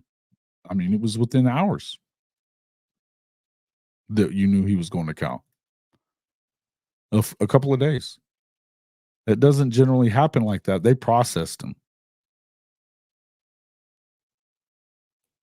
And that's nothing against Josiah, but you get injured. And I mean, that's what I was saying, though. Brent Venables has said, we're intentional about what we're doing. And I want guys that know that I'm trying to replace you. I want people that are going to come in here and compete hard for their time. And that know it's going to be hard and accept that it's going to be hard, because the hard is what makes you good. This is the kind of guy you want leading your program. Now, what I was getting at is that do I think that they could win 10, 11 games? Absolutely, I do. I think that's a tough ask in year one in the SEC, but I do think they can. Now, their defense will absolutely have to be in the top 10 for that to happen. Period. No two ways around it. There cannot be any more hiccups. They will have to be in the top 10. Because if they're not, then it'll require more than you want to have to require from Jackson Arnold. Now, Jackson may be a lot better than everybody, and I think he's already going to be a lot better than people are thinking, the questioning about what he's going to be. Let me go back to what he was saying. Do you remember anybody? Muse, Paulie? Do you remember who Oklahoma's OC was last year? Jeff Lebby? It was Jeff Lebby. Okay. Where's Jeff Lebby now? Ole Miss. No. Right? No? Oh. He was at Ole Miss, went to Oklahoma. He's now the head coach. Perspective on that? Would you mind? Would you like to hear this? I would love to hear that. You know where? Remember that Ole Miss team that LSU went and scored 48 on? Remember that? Very well, yes. You know where Ole Miss's defense was last year? 53rd. 68th. Darn. One spot behind Ole Miss. And 69th was Florida. What did LSU do to Florida last year? They put up a lot. Yeah, Jaden Daniels had his Heisman moment against Florida. Trophy, yeah. 300 passing, 200 rushing in the same game. First time we've ever seen that. Oklahoma was 8 spots behind that Florida defense last year. That defense, they lose their quarterback and their OC. I get why Vegas is going, we got you 7.5. Going into the SEC now, FPI, the computers, got Oklahoma 8th. The computers love Oklahoma. If you're looking for a team that maybe everybody is. The point I was trying to make here, guys, was that, and he said, get this clown off your screen. Oh, man, thank you. That's hilarious. And you're right, guys, this is exactly right. You do not need questionable character, and thank you, Stink. I was about to bring up seatbelt. Makari Vickers is that guy. And you saw him taking steps last year over the last half of the season. He was thrown into the fire because of Gentry being out. But you knew what he was going to be. And you could tell what he was going to be from his college film, or his high school film, I'm sorry. You could see it. He's big. He's bigger than you think he is. Especially in person, he's definitely bigger than you think he is. He's got, his legs are tree trunks, man. They're big, boy. He's a big dude, man. And he's freaking fast, too. Physical, that kind of guy. The point, yeah, their D was historically shitty. And that's the point. He's talking about how He doesn't understand FPI. This is a guy that he started the video out, though. If you go and watch it, because that's as much as I'm going to put on there anyway. But if you go and watch what he was talking about before, earlier in this video, he was saying how you kind of got to give them the benefit of the doubt, blah, blah, blah. Well, he's also an ESPN guy, so he kind of has to say that. But in the same breath, he's trying to tell you that he doesn't believe the computers. He's more apt to believe what you're getting from all these haters. I didn't, but no, what did he say? I hadn't seen it. I mean, I think I know what you're talking about, but remind me what it is that what did he say? Thank you, Coach Ricks. I appreciate that, because it doesn't translate over because you beat one team and another team got beat by them. It doesn't mean crap. It doesn't mean anything. Styles make fights all the time. Ohio State was the team that Georgia was most worried about 2 years ago in the playoff. That should have probably been the national championship game. But that was the only team that was going to touch Georgia was Ohio State. Styles make fights.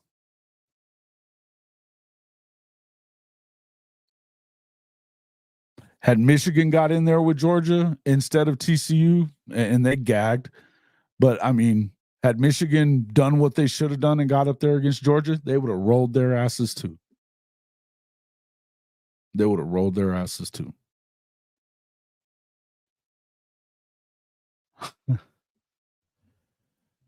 Yeah, I did hear that.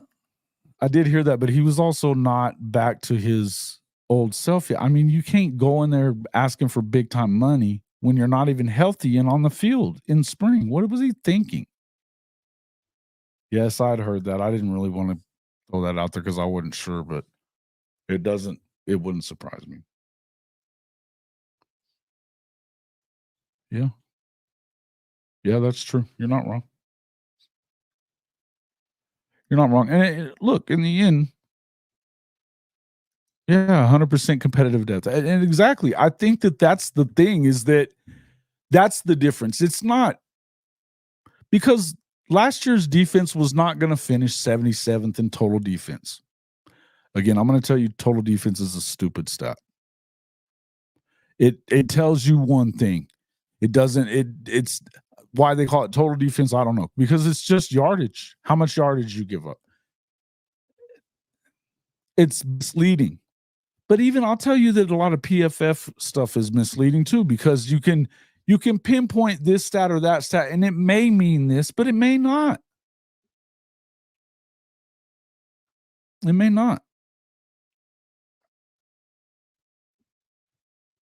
I mean, if you look at Bowman, Billy, PFF doesn't grade him overall that great. He's an All-American. He had freaking 6 interceptions and took 3 of them to the house last year as a safety. And I mean, to be able to be a cover guy as a safety and bring the hits like he does, he's a freaking All-American. Sometimes the PFF grades don't mean jack. And the pros will tell you that too.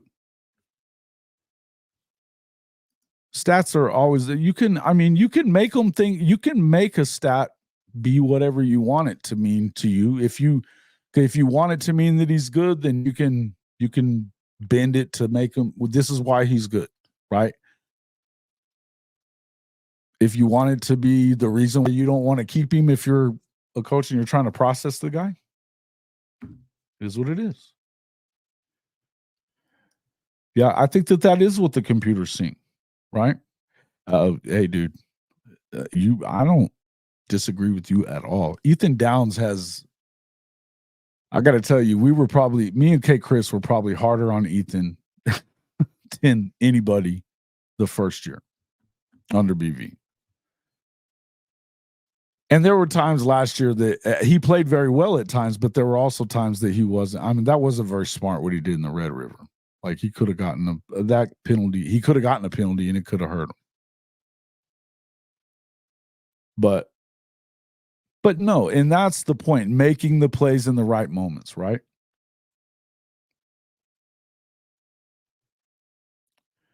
Yeah. Yeah. Well, but yes, and then the fact that you had Gentry go down, you had Harrington out. Harrington was one of the better players on that defense the entire first half of the season. He lost his season to Texas, right? I think he's gonna do a good job there at Washington. It's a good pickup for them. Good pickup for them. I'm glad I'm glad he got his money or whatever. I'm not gonna badmouth Justin Harrington, by the way. I like the guy. But I don't think it was a wise decision to do that while you're injured and you're not even out there on the field showing that you could still be the guy that you were the year before. But he went in the portal when Lincoln left and ended up coming back. BV's actually given him a couple of chances. Now, I'm a fan of Justin, but sometimes you need better people in your ear talking to you a little bit. Some of these guys don't have agents and they think that they can do it themselves. And some of the guys that do have quote unquote agents, they're not really agents. They're just guys that don't know shit. It's just facts.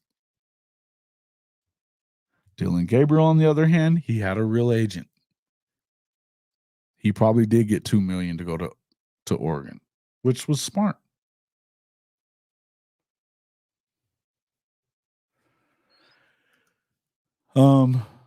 Andy Bass on a fake punt. It sounds like he may be healthy enough to play, huh? It's pretty wild. I don't know that they'll risk that, though, this quick. Definitely a questionable decision. If that's the case, and listen, and actually, I talked to Barry, and I sent a message to them after one of their shows where I said that we should get together, and Damien responded and said, let's do it. So I may have Barry and Mac on here in the next couple of shows or whatever. Love their show, man. They do a great job. Shout out to them, by the way. But I mean, and if he's saying that, then it probably, Damien's definitely got guys within the program that he talks to. So I don't doubt it. And that's one thing you love about Mac is that he tells what's going on. He doesn't care. He doesn't care. Yeah, I don't know. I don't know if he would have been. I think he was supposedly going to be healthy. But the thing is BV really worked pretty hard to get him that last year, right? For that injury. And I mean, that was their 5th game, or was it their 6th game? I don't know how he got that. If you play more than 4 games, you shouldn't get a red shirt. But they do have waivers and all that stuff. I mean, I get it.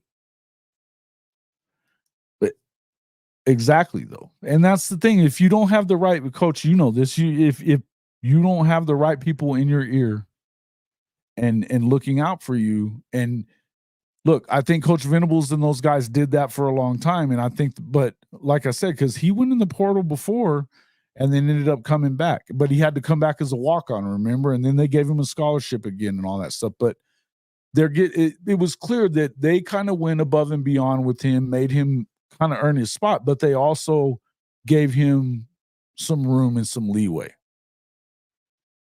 So if he did do that, which I don't have any reason to not believe Mac on that, and I've heard something similar to that.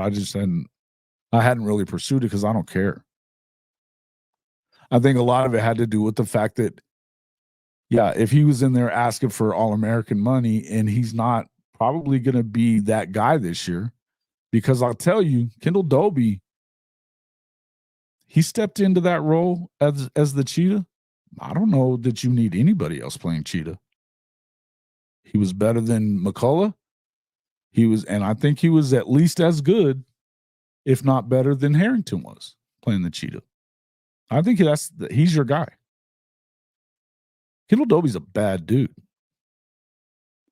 But you've got some, I mean, you could see they've talked about Peyton Bowen playing Cheetah a little bit, you know. And a lot of these positions in this defense are kind of interchangeable at that. We'll kind of see what happens though. Yeah, listen, it is what it is. It is what it is. But getting back to what Matt was saying. So essentially, he was like, you know, we're thinking about Alabama here, and then obviously the Ole Miss game. So again, you've got people thinking a lot about Ole Miss, but Ole Miss is not loved. He was talking about what the computers think of OU, having them in the top 10 at number 8. And they have the 8th best odds according to FPI to win the Natty. Now, what I've got here on from the College Football Professor is a little different. Let's see. Oops, I went a little far.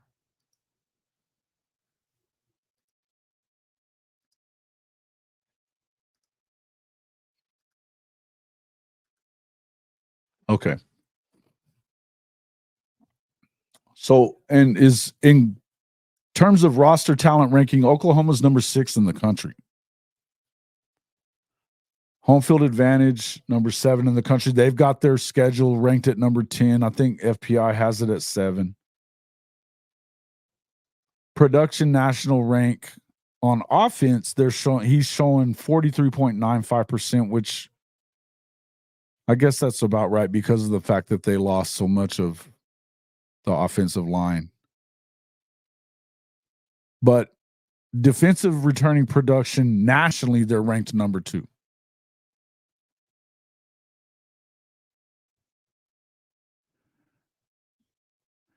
And then he's got total team returning production. He's got them ranked around number 50 in the country, which is pretty good. I mean, it's not great, but so he says the projected record according to the professor is 9-3. Now he has their ceiling at 12-0, which I would tell you Texas, he doesn't have Texas's ceiling at 12-0. It's 11-1. He's picking them to go 11-1. But that's it's his ceiling and their floor. I believe he has it at floor at 10-2. So I mean, he's thinking they're guaranteed 11-1, 10-2. Now I don't know that you guys know that I don't buy that. You guys know I don't buy that. But he's only shown them having the one toss-up game and one loss. So he's got them losing to Georgia by 6, basically at home. And then it's a toss-up game that they supposedly are going to win according to his model. So this is Adam McClintock on Twitter, the CFB professor. But again, going back to Oklahoma,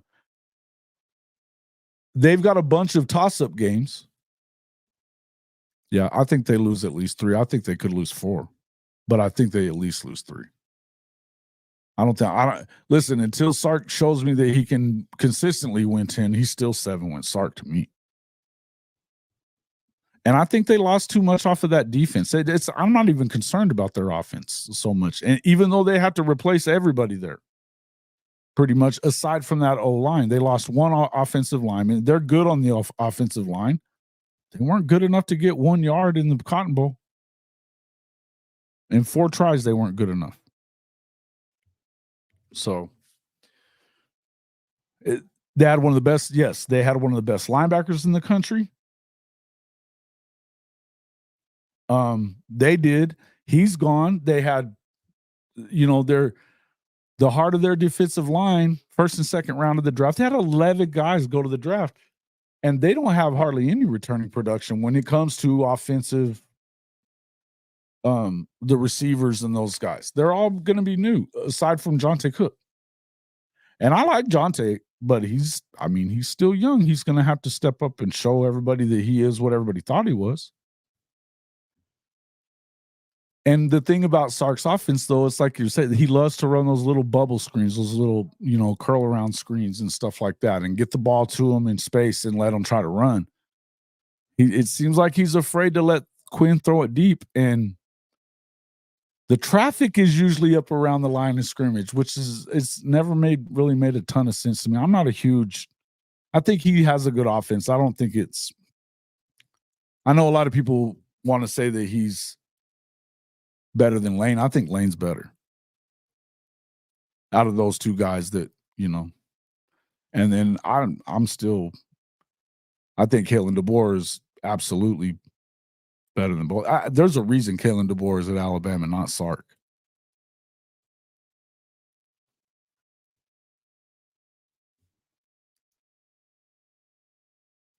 What's up there? Chicken? Stephen G got him at 7-5. Well, Texas lose 3 states, starting with OU and ending with Vandy. Man, I hope you're willing that one into existence, huh, Hankster? Arch gonna make his first start there. That's like Christmas morning. Yeah, we've talked about it a little bit in here. He hasn't made it through once. He hadn't made it through a season yet. So, he's come back from his injuries, but here's the deal though. And I do think people have talked about this though. What do you think Michigan's gonna do? They're gonna ugly that game up in week 2. They're gonna ugly that game up. They don't have a quarterback that can throw to feed the starving birds, from what we can tell, right? To quote Coach Roybal. So they're going to ugly it up, and they've got guys in the middle. They're going to try to turn that into the same kind of game plan that Harbaugh liked to employ, and I think Sharon's a good coach, but I don't know that they're good enough. I think that should be a better game than people think, but they could lose that game for sure.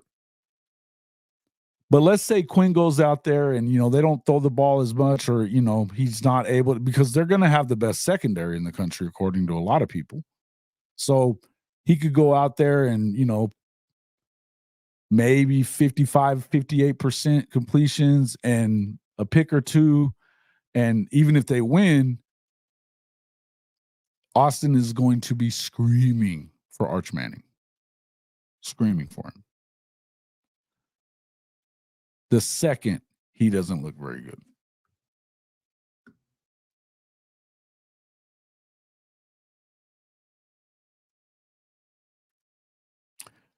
If you know what, if they don't, Hank, then Sharon, he ain't doing it right. I think that they will. I mean, that's your chance to win. You don't want to get in a shootout with them. Yeah, I think that you should run the ball until they stop you, and I don't know that they will. Let the clock go. Make that clock run. Ugly the game up. Ugly it up. Yeah. Yeah. Hungry?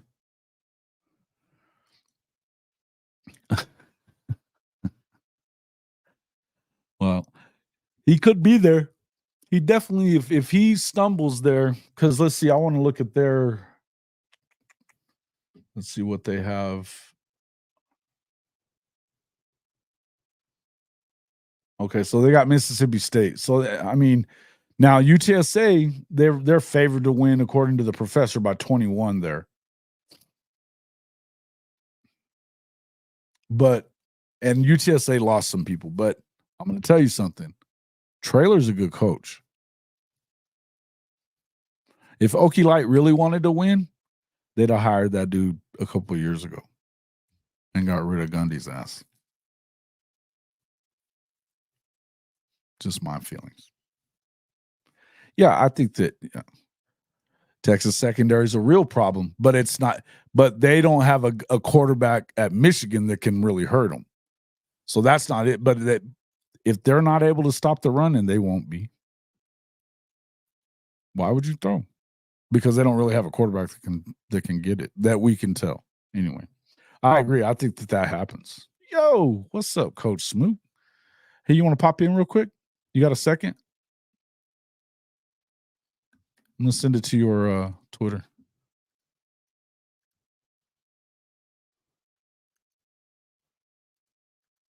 I saw you were in the gym this morning there, Coach Smoot.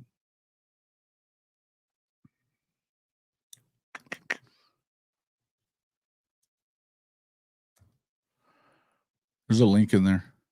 Pop in there and pop in for a minute. I want to talk a little bit about a couple of things. Just some SEC talk.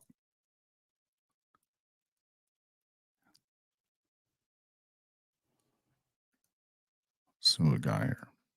But yeah, so I think, but this is the same narrative that you're getting from a lot of places. And I think that the people that are starting to look at it, because if overall we've got the CFB professor guy that's got Oklahoma at, he's got them. Oops, just missed it again. He's picking them to go 9-3, but he's got a ceiling of 12-0. And now the floor, he's got it at 6-6, but that's because they've got 6 toss-up games. And the truth is that's probably correct. I don't know that they're toss-ups, all of them, because again, I don't think as much of Missouri as a lot of people do. I don't. I think that I don't know that they got the guy that they need to have at running back in order for that offense to look like it looked last year. Now they do have the schedule, but I do think that they won't be able to run the ball like that. And if they're not better, their secondary is kind of questionable, right? I love Luther Burden, and I think Theo Weiss can hurt you too.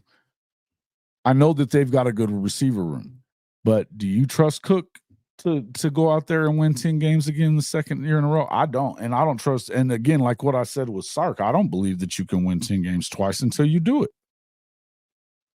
Not when everything else we've seen has not been that. Now, that being said, again, if anybody has an easier schedule than Texas, it's Mizzou. But they're going to get beat at Alabama. They're going to lose to Oklahoma. And I really expect Texas A&M to beat them too. So that's at minimum 3 losses. If you get, you lose those games, you just never know what's going to happen. I think that they're better than they have been, but I don't know how much better.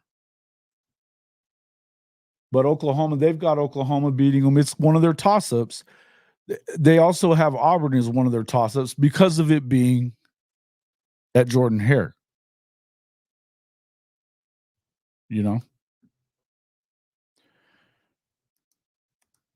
If Joey McGuire doesn't improve on last season's end result, you can bet the house folks around Red Raider Nation will start to say Traylor's name more often, and they should. Yes, he's Texas connected big time. Well,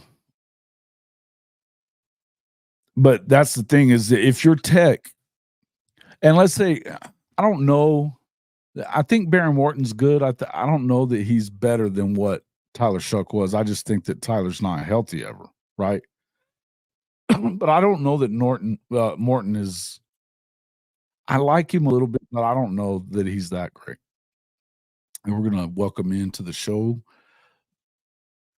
Coach Smoke. What's up, my guy? Man, what's good, bro? How you feeling? I'm feeling good, man. Good to have you on. Appreciate it. Man, you know, I just got done with my morning show, and I told you, it's like clockwork. I get off mine, I post whatever, download, and I jump over here to support my brother, man. How you feeling today? Doing good, man. It's a good morning. Good morning, man. We're talking a little bit about, we were looking at the LSU guys have been trolling a lot the last few days, man. They've been trolling Oklahoma. They've definitely been trolling Alabama. Did you see Matt Moscano? Matt Moscano, yeah. I mean, woo. I can't wait to get at him. You know, woo. I can't wait to get at him because I got at him the first time when he did the little live in the car, or he did the little clip in his car, and he was like, Alabama has fallen. I did, on my channel. Yeah, I did a response video to that, but I'm gonna go at him this time. I'm gonna take a few days and I'm gonna put it together, dog. Like I'm not even a few days. This might be an hour project. It's not right what he said. He basically called the kid a 3-star guy, and he's a top 40 kid. And not just a top 40 and he's kid. Probably going to be a 5-star by the time. I mean, because they should win state again. They not only win state, but this is a kid that by a lot of recruiters are saying that this might be the number 1 quarterback in the class. Not Juju, not the other kid, Lagway. I think is not Lagway. What's the other kid in their class? The kid that's going to LSU. It's Let me find it. Hold on. I forget the young man's name. It's not Knight. It's not Deuce Knight either. It's the other kid. No, it's I had it just a second ago. Let me pull it back up. But he look, I think he's one of the better ones. And I mean, all you have to do is he throws it very well. He's definitely mobile. Yeah. On each level, he throws it well too. Like, I mean, the ball always has a tight spin. On the run, going to his weak side, as a right-handed quarterback, opening up to the right, running to the right, and opening up to the right is probably a harder throw than is the hardest throw. But he throws so comfortable. He's so comfortable with throwing on the move, man. It's almost scary. Underwood is talking about at LSU. Underwood, that's a solid quarterback. And he's the number one. He's a stud. He is. But I turn on his film and I look at Russell and I'm like, there ain't much. There's not much separation. And Russell does this at Duncanville, like you said, at Duncanville, the state of Texas. Probably, you get what I'm saying? Like in the state of Texas, and he's in one of those hot regions. So they are freaking loaded at Duncanville, man. Yeah, they got like loaded. 4 wide receivers right now. Definitely gonna be. Yeah, I mean, they've got. Well, the other kid that was supposed to be going was, what's his name? The kid that just decommitted from there. The wide receiver. Yeah, it's I don't think he's.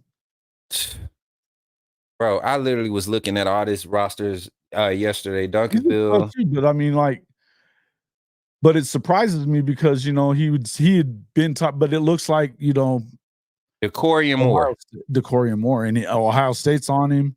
And then Texas is on him hot too.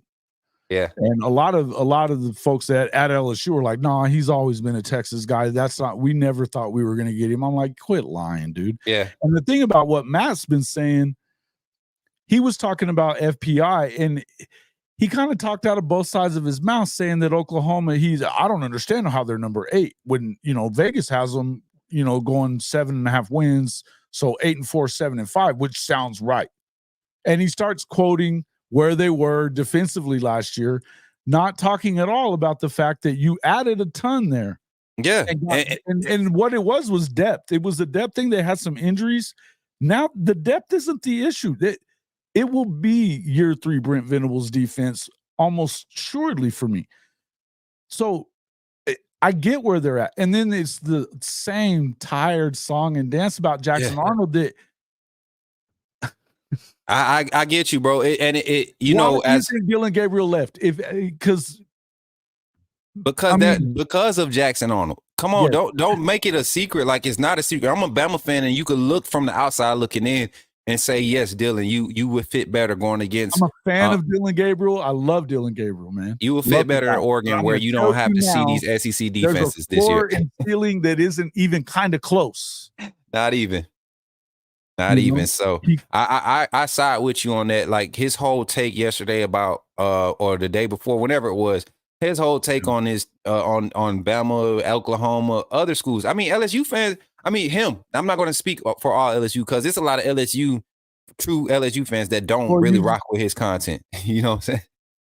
Yeah. Well, one guy was giving him stuff because he was like, "Oh, you're going to sit here and kind of drag on." He goes, "Don't do that." He goes, "Because that's the same stuff that you'll do about the Saints." Yeah. So the Saints fans or whatever like bullcrap. Yep. So he doesn't. Yeah, a lot of them don't. Dang. But I like he's funny as hell. But I like Blake Ruffino too. But he's the same way. Yeah.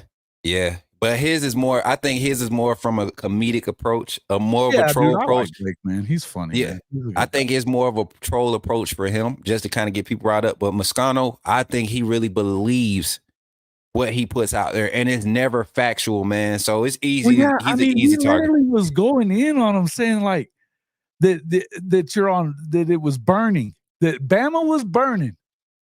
And I mean, you should have seen the first one. Like he had the whole graphic in the back. The fact, the fire behind him and all that stuff. Yeah, dude, I was watching it.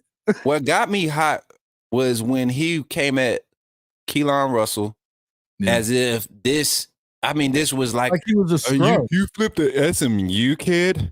Mm-hmm. Like What do you mean? SMU? What do you mean? These are guys you could get anybody you want from anywhere, and now you're picking on SMU, an ACC kid. Like, that's crazy to me. Turn on the film, Matt. But I never understood how he was gonna go to SMU anyway. I didn't get it. In So fact, SMU has a really good quarterback today, right now. Yeah, And that offense is attractive. They have a good coach, man. I mean, he's done a good job there. He won't That be at offense SMU is very attractive. That offense is very attractive. I'm telling you, man. He's going to get a better job. That'll happen. But SMU ain't the spot for that kid. It's never the spot for that kid. And you know what's crazy? A lot of people, when they saw that, they thought it was just that's my first major offer. No, that's attractive. But you go and talk to Kalen DeBoer, you talk to Jamarcus Shepard, you talk to Nick Sheridan. That's the game. I mean, you post Saban. I think if Saban's still here, we still go after Keelan Russell. You know, because Juju is locked in at USC for me right now. He can do the same thing. He can do the same things that what you're seeing out of Jalen Miller right now, and he throws the ball better than Jalen does. At that level where he's at right now. Yes, 100%. Absolutely, Jalen is going to improve under these guys for sure because they're better than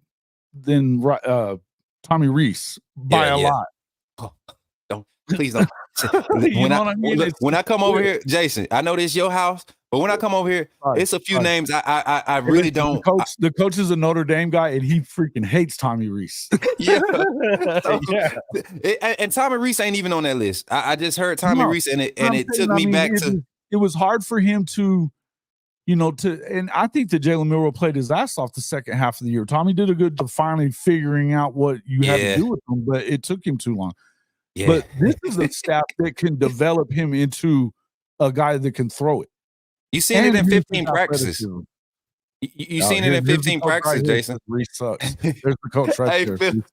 Hey, look, clap it up for my guy Philip, man. You 100% right. And you know what? It's because he's young. I'm 34. Reese will be 32 this year. Okay, so and he's had Alabama job.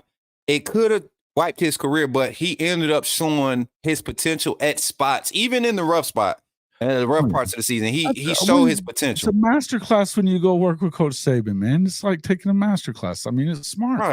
Right.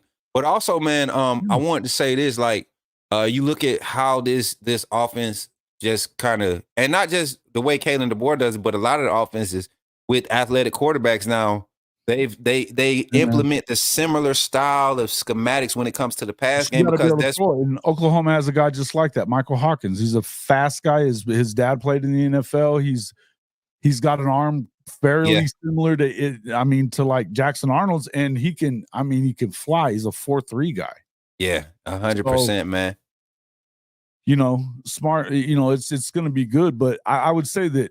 Again, it's just weird to me that you're getting a lot of this kind of stuff. And then, of course, you've got again, I'm going to say shout out to the Sooner softball program. Not everybody was in here when I was talking about that earlier. Oh, man, congrats on that. That was an awesome game. And I wanted to get you to come in here just to kind of tell you that when you were talking about faith the other day on your show, and it definitely affected me and made me for my personal stuff. But I also started thinking about what Oklahoma fans are feeling about this football program, but also what that softball program went through. We were going through their superlatives from the last 4 years. They've lost 15 games in 4 years. They've never been shut out of a game.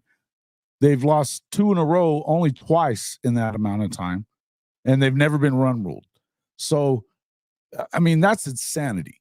They lost 7 of those games of those 15 were this year. So it was one of the tougher years that they had in trying to get this thing done. But what you noticed from them was their strong faith that they had in God and in themselves. And you could see that where Texas was making excuses before they left Austin. Before they left Austin, they were making excuses about it being home field advantage and all that BS, right? Yeah.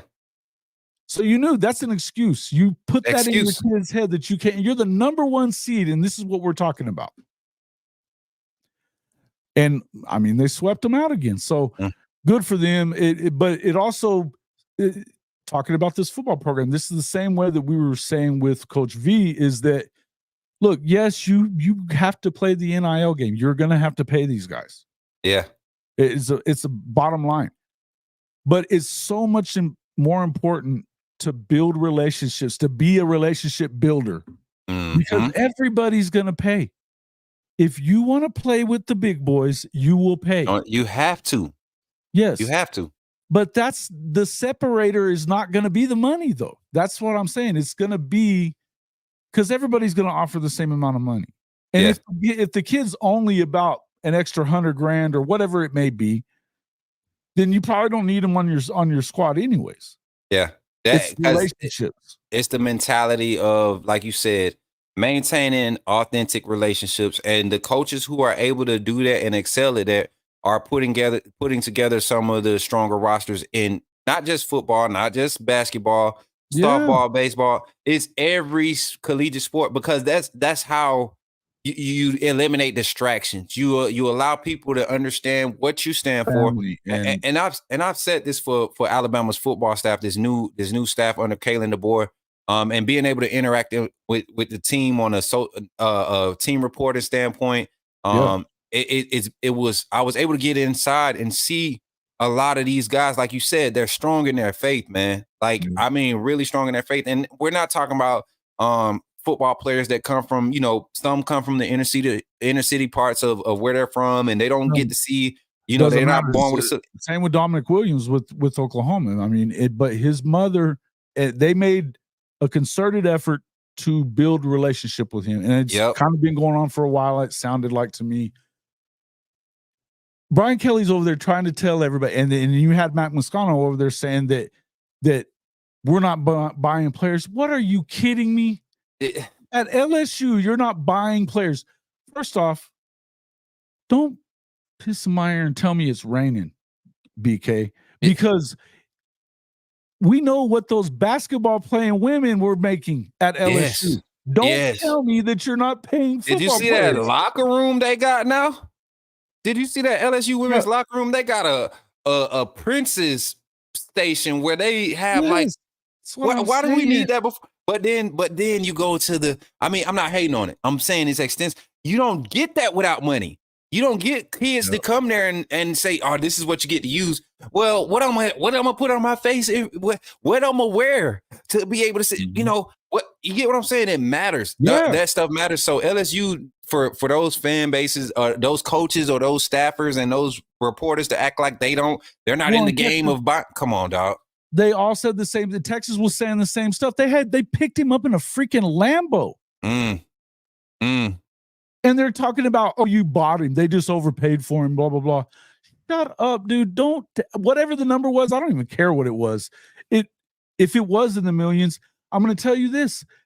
They believed that he was worth it, and I guarantee you those other guys weren't far off of it. And exactly. That's why they had to go to that number. That's why they have to go to that number, because there's other numbers out there that seem comfortable. Now you really got to put the pressure on. We're in Fort Worth visiting him the day after he'd already been there. They flew to him that day before he made the decision finally. So don't tell me that you weren't going to give him the money. You said no. I don't buy it or believe it. I don't. And so anyway, so it's funny to me though, and especially in view of the fact that if you're Texas, you lost Sweat and Murphy. You're not, and they struck out on everybody at LSU. They went and spent on Bo Davis, made him the highest paid assistant in the country, and then struck out to losing to Texas. Well, I mean, no, Texas is losing to Bo Davis. Yeah, Texas lost Bo Davis, but then LSU paid him all that money, and then they couldn't get anybody for him to coach up. Other than it's crazy. Dominic McKinney's going to be good. It's crazy, and I said this. I said Bo Davis. The torch has been passed. There are like 4 other D-line coaches, recruiters, guys that are now in the SEC that have really got the opportunity to put their footprint in the SEC since Bo Davis has been at Texas. And one of them is Freddie Roach. You can see the numbers of what Freddie Roach is at. Todd Bates is, you guys know him at Bama. Yeah, and then, but then look at Georgia. Look at what Georgia's doing with the defensive lineman that they're recruiting. Oh. Like Bo Davis has to come in and like he has to reestablish who he is. And me personally, I think he will. I think he can, but it won't be this year, next year. I don't know that he's a great recruiter though. It doesn't. I mean, Texas tells you he's not a great recruiter. But Texas wasn't an attractive spot for defensive lineman, until he got his opportunity to be implemented as the guy there. Now you put him at, and he identified Sweat and Murphy and coached him up. I mean, I give him a lot of credit, but we also know that Dominic McKinley did not originally. He was going to go to A&M because he wanted to stay close enough to home, but he didn't. I know for sure that last staff pissed his parents off. Pissed his parents off. They came in with a bunch of. Apparently, from what I understand, I know a guy down in NOLA, and he knows LSU very well. Yeah, and he said that a bunch of fake. You can tell when somebody's fake religifying you. Yep. And his mom was like, "No, you ain't going there." Yeah, that ain't real. He can't come to the barbecue. Yeah, I already know. I know it's. You're not he can't come to the barbecue. Going. He not. If he does come, he can't bring a dish. Right. Had it not been for what happened at A&M, he wouldn't be at LSU, and the fact that Bo's there because they were actually recruiting him at Texas too. Right. And he was pretty close with Texas, but OU almost had it. For sure, man. He loved OU, but it was him being too far away. But I know you don't have a ton of time here, but man, I just wanted to kind of. I mean, it's getting into that time of year where man, July be here before we know it, bro. Yeah, I love it. The good news is that I'm not even mad at Matt. I love this kind of stuff. Let them talk. We're gonna keep these receipts. Yes, we're gonna keep these receipts. And you if you don't show up on a live a day after you've been found, you're gonna hurt. Don't get out here spitting all this crazy stuff and don't be ready to answer for it because that's gonna hurt you. I'm telling you, a guy like Moscano, he's been doing it for some years now, putting his foot in his mouth. I think he's used to it by now, but it's a few that he's steering the wrong way and they're feeding off of that. Yeah, and it's gonna hurt him, man. Not everybody's built to be that guy that takes that heat. So, but LSU fans, I think they even know like what they're up against this year. Especially that quarterback room, man. After QB1, you're hurting. I think that Nuss is okay. I don't know, and I know they have a machine down there for receivers, so I get that. The thing is, it's like Coach says. This is my co-host, Coach Roybal. Yeah. So, but he was always saying, this is BK's MO. When he was at Notre Dame, it was, well, we don't get to shop at the same aisle as everybody else at Notre Dame because of the Well, now he's saying the excuse just changed to we're not going to buy players and they want to be bought. Come on, bro. Come on, you just can't recruit. LSU. Don't stop. Don't tell me stupid stuff. Get you a staff around you that can recruit and stop making excuses. Be real. Get guys that want to coach with you, a coach for you that can recruit. Yeah. Stop with. I mean, the fake accent only work for a few weeks. Quit playing. Stop doing that, man. It's a disrespect to the culture, and Baton Rouge LSU fans. They are too, is that they're acting like these kids are so wrong for wanting their piece of. When you got $100 million to go to LSU and just paid Bo Davis like that, and you're going to tell me that Dominic Williams doesn't deserve what he gets? Tripping. But listen, man, I ain't gonna hold up no more. I got to get to a meeting here at 1:15 my time. So I got about 10 minutes to go. But as always, Jason, man, I can't wait tonight, man. I don't know what you're doing tonight, but it's my Friday night segment. So you know how those. You in? I'll check it out. Yeah, I'll come on. The 8 p.m. Central Standard Time. I'm gonna post a link. I'm gonna give you a link, man. And if you could pull up, I would definitely appreciate it, man. And not, I ain't putting that on you. I know you got your own thing going, and I'm always. I don't have nothing tonight though. I've got some stuff I got to get done, but I come in and jump on for a little bit. For sure, man. For sure. I appreciate you for having invite me on for a hot second, man. It's always good talking ball with you. Man. Good to see man, you, I'll catch up with you, man. Roll Tide, my boy. All right, man. We'll see you later. All right, man. Horns down. Horns down on that. Yeah, we can rock with that. Horns down all day. All day, man. Take it easy, bro. All right, brother. Take it easy.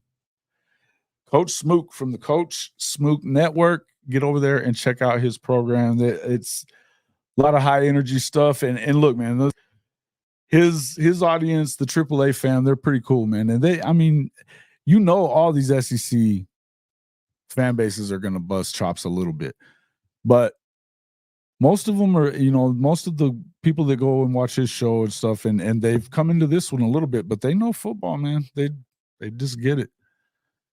But yeah, I think that it's funny though to see kind of that. Yeah, he's a sleazy dancer, Satterfield says. It's weird, isn't it? Isn't it weird? It's just so fake. And that's the whole thing is how do you think that your people don't see through it? And kids see through shit quicker than most adults do. You know what? That's the funny thing. Miguel, OU travels everywhere. Oh, yeah. And to get back into that, look, Keaton, you're absolutely right. I said this earlier on the show. Out of all those games, out of all these wins, the four, you said the four, but they also, they were in the championship series for 5 straight years now. 5 straight. They didn't play more than 6 or 7 games a year at Hall of Fame Stadium. They've been beating your ass everywhere. Everywhere. Don't give me that crap. It's such a stupid, lazy narrative, and it's just trash. It's trash. They've always had the World Series in Nebraska, always in Omaha. It's been there for 50, 60 years, right? So is this one. It took Oklahoma 30 years before they finally won one. UCLA dominated in Arizona. UCLA in Arizona all the time, dominated it. Oklahoma put the investment into a Hall of Fame and to doing all this stuff. That's it. It's not hard to get tickets if you really care about it, Texas, then why weren't you there? You can buy the tickets too. Don't let all the Oklahoma fans buy it all up. Or are you too broke? Just a little shot at Texas. F Texas, man. It just makes me sick that they're so disrespectful to Patty and these women that have done this. This is unparalleled. There are only a small elite handful of programs that can say that they've been anywhere close to this. And even when I look back at UConn, and UConn is unbelievable. And before that, you had Tennessee doing the same thing, right? But this was at a time when women's basketball there just wasn't a lot of them going around to play. College World Series has been up in Omaha since 1950. So we're talking about 75 years.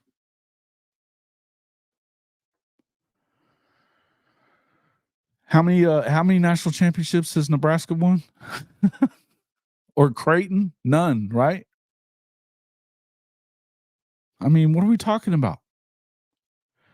But it's at a time now where softball is bigger than it's ever been. It's more competitive than it's ever been. And I would tell you that it's more competitive right now when Patty's doing this, certainly than when UCLA won 3 in a row. And when UConn was on that dominance run in women's basketball too. It was them in Tennessee, and you had 2 or 3 other teams that were going to step in there and like they were the next best teams, but they weren't really on Tennessee and UConn's level. And then Pat Summitt and Tennessee weren't on UConn's level. But if you look at the talent just in the Big 12 in softball, it's very, very good. The Pac-12 has always been very, very good. So it's just, yeah, I kind of was. It bugs me. It bugs me to death. I think that what you saw was there was the difference in the programs was simple. The difference in the programs is simple to see it. One has a coach that's doesn't have a clue, doesn't have faith in his players. He's screaming at his players when he's using a universal sign to stop at third base. He's screaming at her for not going home. The other, she holds them accountable, but it's about having faith that they know that she trusts them and has faith in them, and they all have faith in God. There's a difference in the way that they do things. And why he would poke the bear, first off, I agree with I don't know who said it in here earlier, but I think it was, hold on. Who was it that said earlier that that he put it in his team's head when he said that they have a built-in advantage? And so it was basically, I felt like looking at it at first is like, so you're just making an excuse to not come home with the trophy now when you're the number one seed? You're just you're building an excuse before you leave Austin. I want to make this excuse to the media that why we're not going to come home with the title. Why Patty and them are going to win it again.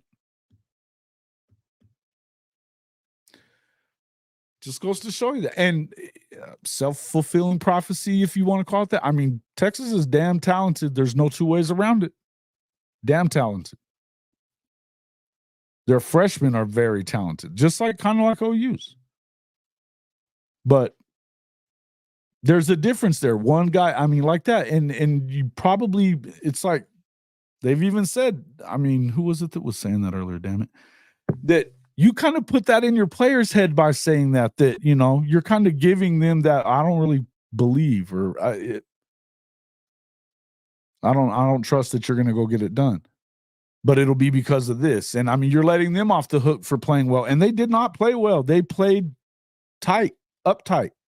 And it's because he's an asshole. No doubt. It's a light. Yeah, yard tool. Yeah. Yeah. And he does this every year, right? Last year he was calling Patty a cheater using the portal. That got him smoked. They run ruled him in that game. The next game they run ruled him.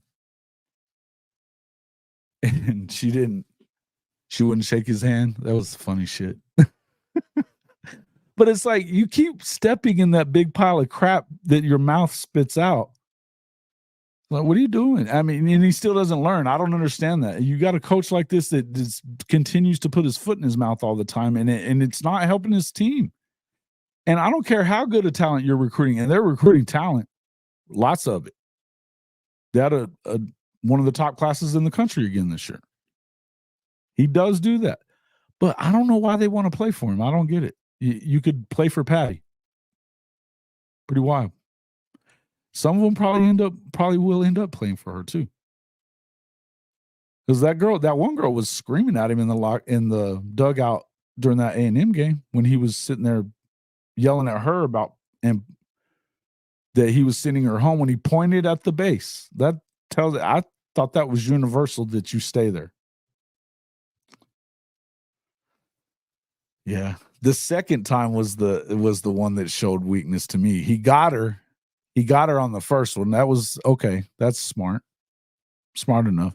But then you didn't make sure that she left ahead the second time. You just wanted to. It was like he was just turning the knife. But then he's got, that was such.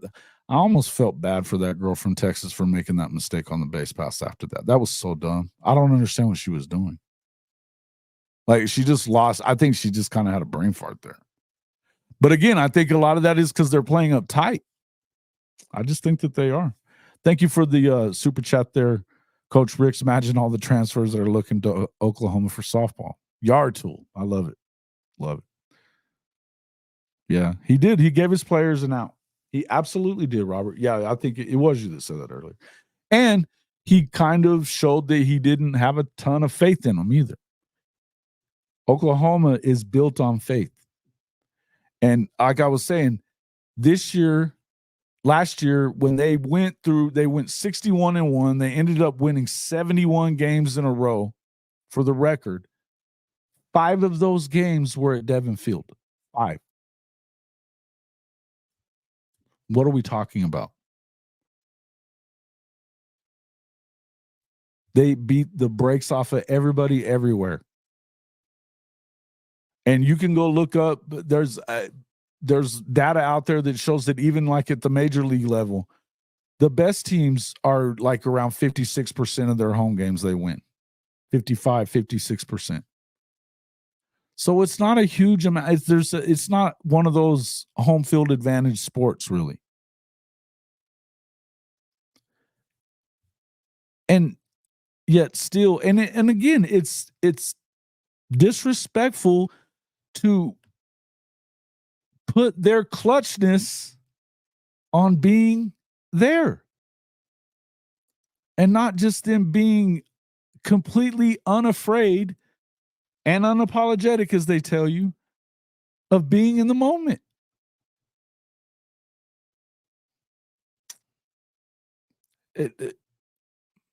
I really believe, I'm telling you, I really believe that this is what you're seeing. It's going to be, I don't know that, I mean, how similar him and I think they are fairly similar.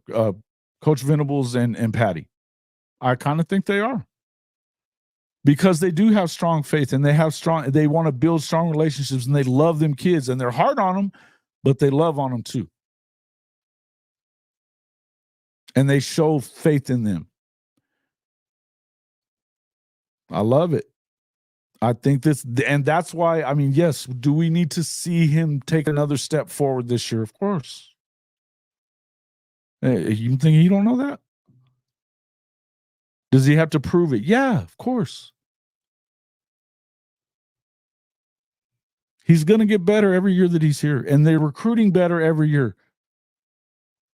It's infectious. These kids are committing to Oklahoma because when they go there, they're like, man, it's not like this anywhere else. It's just a fact.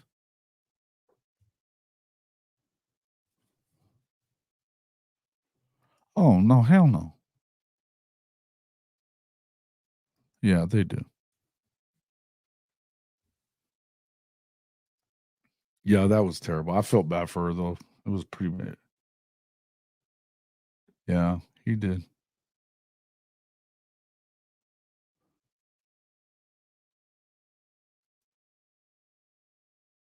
The moment was too big. And again, I believe that it's one of those deals where he's putting this pressure on them. He put pressure on them, but then he also gave them an out. And it's like, it's got to be consistency with kids and young adults. You got to be consistent in your approach. The culture there is not a good culture. Not the same. Yeah, we hadn't seen any of that. Kind of need a criminal or two, though, right, chicken?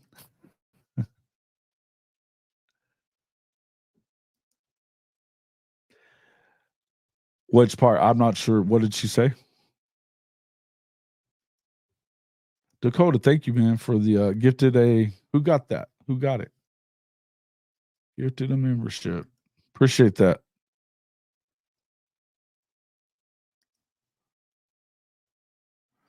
Yeah.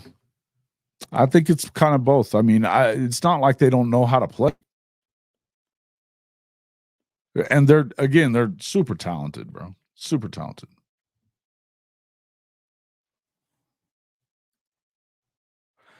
Well, in the game 1, when the catcher threw down to, are you talking about when she threw down to third base and it went through and trying to pick her off when she wasn't really that far off a base? There was no way she was getting her.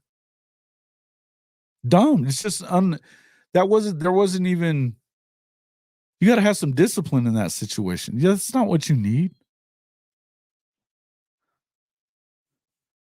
Yeah. But they better know you have faith in them. And that's the whole thing. It's like,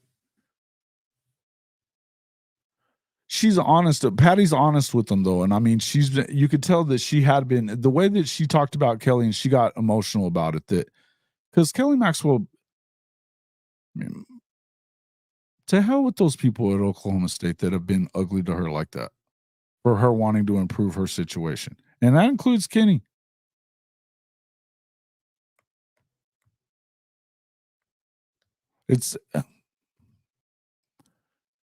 I mean, this is the day and age we live in. And I know that you don't want to see them go to Oklahoma, God forbid. But you had the one, and Twitter's the worst, though. It just brings out the worst in people. Oh, dude, you ain't wrong. Absolutely. Preach. Yeah. Yeah, as the pressure breaks pipes. That's right. Sometimes, and you know, Coach, and I'm sure you would say this, and I know Coach Roybal says it all the time, is that some guys can handle it and they take that pressure and they're better with it. Some guys are, again, it breaks pipes, you know?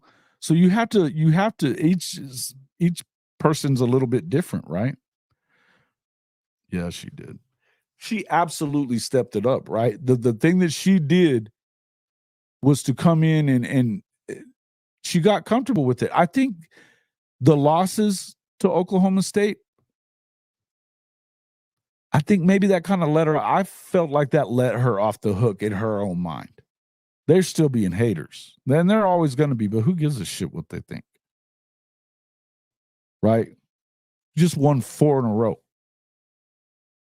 She was unstoppable, unhittable at the World Series.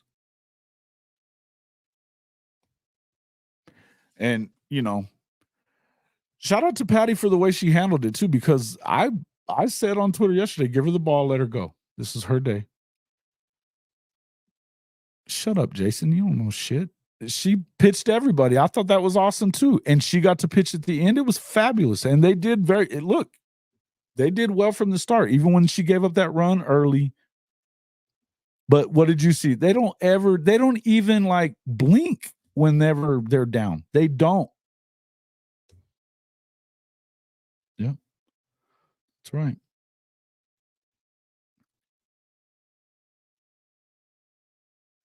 Yeah, the entire graduating class leaves the campus not knowing what it's like to end your season with a loss. Insanity. And again, it's for what they had to go through this year, but what you could tell it, because that's why she talks about being unapologetic and stuff. And there's always going to be haters. And I think it was, I don't remember. It was Kinsey Hansen said, she was talking about, they hated the Patriots. They hate, Alabama. They hate this. They hate that. They always hate the best.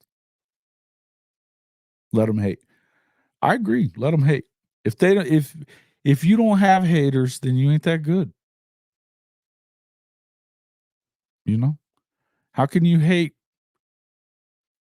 I mean, generally, we didn't used to hate Mizzou. We just didn't think about them. You know what I mean?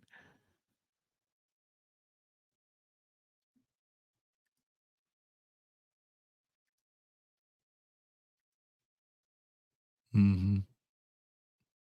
Well, and listen, that is something, by the way. And that, man, what Andy is doing in Kansas City is pretty unheard of right now. Pretty unheard of. He owns the game right now. And Mahomes, yeah, man. They didn't even really have very good receivers all of last year at all, man. They just didn't. And they shouldn't have won in Buffalo. They shouldn't have won in Baltimore. They shouldn't have won the Super Bowl. They won them all. Because you give him this much time, he's going to get you. Yeah, he's a stud, man. But he's another guy that he is a student of the game. I was watching that the Kelsey podcast, and when he was on there, and I don't remember if it was one when he was on there, but he was talking about how they were supposed to meet up at some function. It was a game or something, a softball game or something. He's sitting in the car like watching, but watching film and all this stuff and writing all these crazy notes. And he's like, "What the?" Travis was like, "What the hell?" But that's the other thing too. And you got a guy like Travis Kelce, like, good grief, unbelievable, great player, great player. They're on the same page, right? Yeah, but I'm saying, like, generally speaking, you just don't think about them, about teams like that. Like right now, I don't have any problem with Mississippi State per se. I had one guy that was being a real douche to me after. It kind of kept coming back at me, and I was like, "Bro, we're not even bad mouthing Jeff. He's an Oklahoma guy, and so is Selman, the AD. So relax."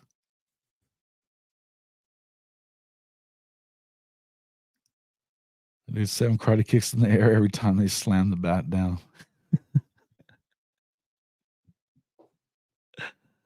That's a lot of kicks then. That's awesome. Yeah, man. Florida. Yeah. I guess me and the high top guys aren't on the best of terms right now. They're a little pissy at me over Billy and then over that deal with because I was telling them, quit their crying, cry some more after that. They were trashing on the girls for, and because Jada got pumped up about that walk. She's trying to pump up her teammates, but this is exactly why Patty tells them to be unapologetic. Because if you're listening to the outside noise and all these jerks like that give that the stuff that Texas people and Oklahoma State people have been saying for the last couple of days and for the last week even, it's stupid. And OU fans are awful to them too. Let's not think it's one-sided because we are. But I think there's a line that most of us won't. There's a line that I won't cross. I'm going to bust your chops about Texas sucking all the time, right? But like, I don't want to hear that there was. I don't remember who it was, but somebody in here on the show was giving Sark a hard time about his drinking back when he was at SC. I was like, no, we're not doing that here. He beat that demon. Leave that alone. You can say whatever you want about his coaching, but I don't want to do that. There's a line, there's just a line. That's right. Absolutely.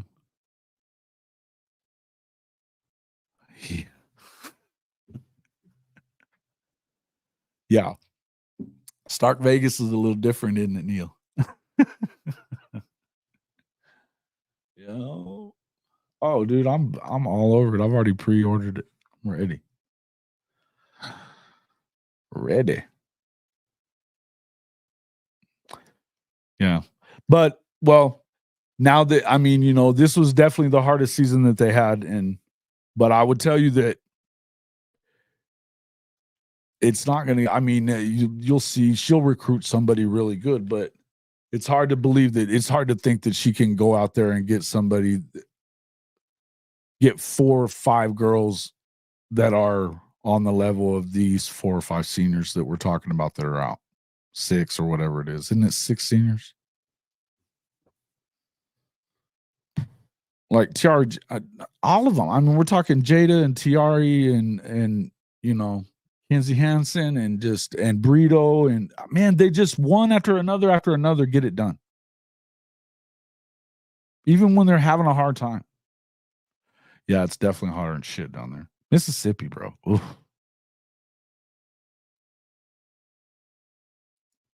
What system? PS5. Oh man, yeah. I've always had a PlayStation.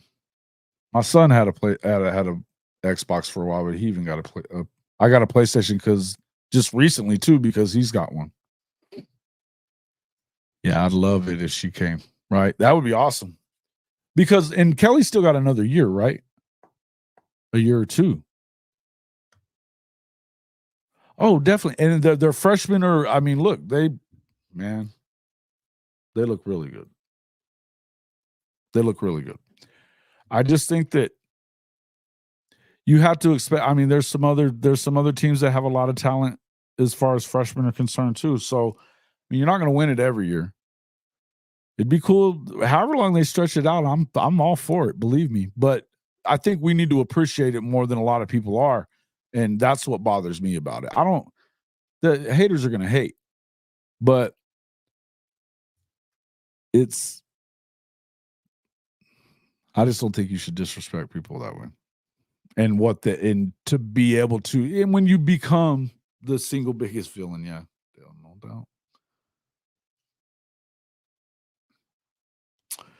Definitely. No, and I get it. And it's good. You should be. Oh, yeah, man. They'll get whoever they want. And that includes some of them girls from Texas. She could probably pull them away if she wanted to. Again, though, I think just like what we talk about with Coach Venables, they're intentional about who they want. They don't just, it's not anybody that can come in here. You know? But even in, you know how sometimes look, some people were really bad to Jordy Ball when she left last year. There was Oklahoma fans that treated her like shit. And why? She wanted to go be closer to her family.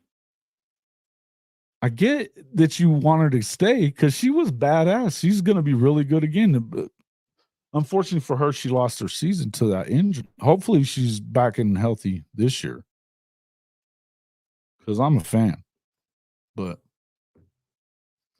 it's tough, man. But yeah, again, however long this thing lasts, just enjoy it. But to me, I think that was the big takeaway that I got from it. It was just that you can see a huge difference, not in talent, but in their approach, and then the way that they go about their business, and the way they believe in each other, and the way they believe in her, and the way they believe in God. It's refreshing to see that. And the outsiders are going to see it as ugly because they celebrate the way they do. But they're not celebrating at you. They're not getting in your face. They're always yelling at between themselves. They don't taunt the other team. And people look at it as if they're taunting, and they're not. You're always hearing like Jada said, "Let's go," you know. She's talking to her teammates. So absolutely. Fabulous statement right here. Yeah, those two freshmen are insane. Insane. Mm-hmm. Absolutely. No, they're going to be fine, dude. Look, those freshmen, they're ready. Oh, dude, Ella in Pickering is a bomber. And she doesn't necessarily look, and she's a hell of an outfielder, too. She's like, and Ella, her uncle, I guess it is the manager of the Dodgers. Her sister was playing at UCLA too, I think. And they are allowed to have fun. Again, that's why she tells them unapologetic. Don't worry about it. That's when they know you got your back and you constantly are telling them that, screw that. Because there's enough on their plate anyway. And being in look, because OKC's not very big and Norman's not very big, it's still small townish, you know, and everybody knows you there and you're a superstar. But there's a lot of pressure in that shit too. A lot of pressure in that. Women and men ain't built the same. Yeah, Pickering is unreal good. Yeah, just as many homers as she has base hits. Yeah, she's good, dude. Really, really good. I'm still excited about the future. I just think that you have to expect at some point it's going to come to an end.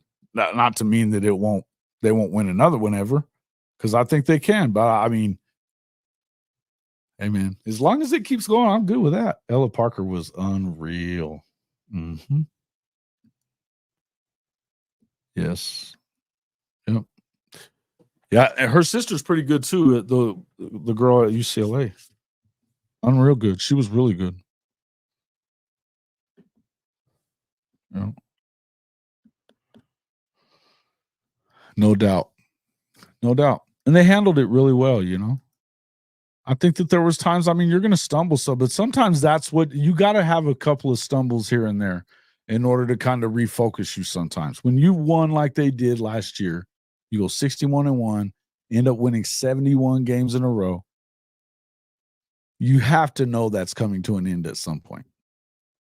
The biggest stat that sticks out in my mind the most is they haven't been shut out in 250 plus games. Never had a game that they didn't get on the board. How does that? It just doesn't even compute to me. Even the best hitting teams, it just does not compute. Unbelievable. Guys, I got to get out of here. I got some stuff I got to get done. But or run ruled. Yeah. But I mean, and that could happen. Easily could happen, right? To anybody. Because sometimes bats get hot and they go out of the yard.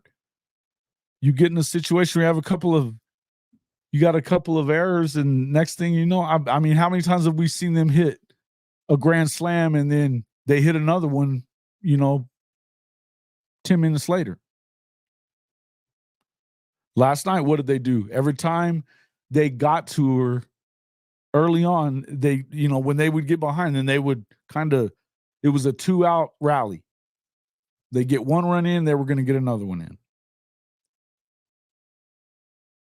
But yeah, Neil, thank you, man. I appreciate all you guys. This has been a fun show. I appreciate you guys coming in and chopping it up with me before the weekend. I appreciate all you guys immensely. I hope everybody has hit that like button. If I know Coach was coming in from Twitter. Hopefully he'll pop over here and hit that like button. You better, Coach. But yeah, listen. And shout out to Coach Smoot for popping in, talking to us for a little bit. Get over there and check out his show if you hadn't seen it. It's a lot of fun. They're good people. I'm not a huge Bama fan, but I like them. And look, I'm enjoying this stuff. This trash talking stuff, I'm actually okay with what Matt was saying. Because again, we're going to hold those receipts and we know what we're talking about. We know what we're talking about. I've said, whenever, I forget who it was that said, man, you think they could go to 8 or 9? Well, I think 9 is a really good season, and I don't think 8's a terrible one. I think I think for you to get to 8, I think you've probably had some injury problems and things like that have really bit you in the ass. Because, yeah, I just think that. So, because I do think they should match up fine with pretty much everybody. And you're going to have some toss-up games, but I think I could see them. I don't really see 12-0. I see 11-1, 10-2.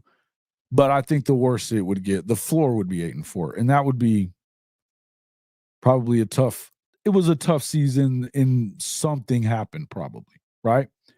But I also think that if they go 11-1 this year, they're still going to be better in 2025 than they are this year. That's how I feel about it. So either way, it's going to be fun. All right, man. Hey, thank you. Blessings to you guys too. I love it. I enjoy this. Community's growing all the time, and I'll thank you all for it. I love you guys, man, a lot. So I appreciate it. You guys have a great weekend. We'll be back here on Monday morning, and then of course the Tuesday night show. But thanks a lot, everybody, for coming in. Make sure you hit that like button. And hey, jump over there too. Hey, if you're trying to get your Sooner gear, let me pull that off of there. Jump onto that hofmedia.us/fanatics. That's our partner website page for Fanatics. So you can get in there this year for everything. They're doing free shipping today. And there is a discount on there by using our link. So if you're trying to buy some of your gear, the 4-PEAT gear, I actually have that. Let me pop that back up there real quick too. The 4-PEAT gear there is it's all there. I actually ordered this shirt and this hat this morning, so that should be here. I want to say it's probably it doesn't ship for a few days because there's still they're still having to produce it. But these are the designs. There's a few more. And then, of course, like I said, if you go to hofmedia.us/fanatics, you'll get our special pricing on that as well and get free shipping if you do it today. So I don't know how long. I know it's saying for 24 hours for sure on the free shipping, but you'll also get another discount that goes. I think I saved $10 on buying that hat and shirt just off the top, along with the free shipping. So that's actually like 20 something bucks, probably savings right there. So it's good stuff. You guys get on there and check that stuff out. Again, appreciate you all coming in. We'll see you on the next one.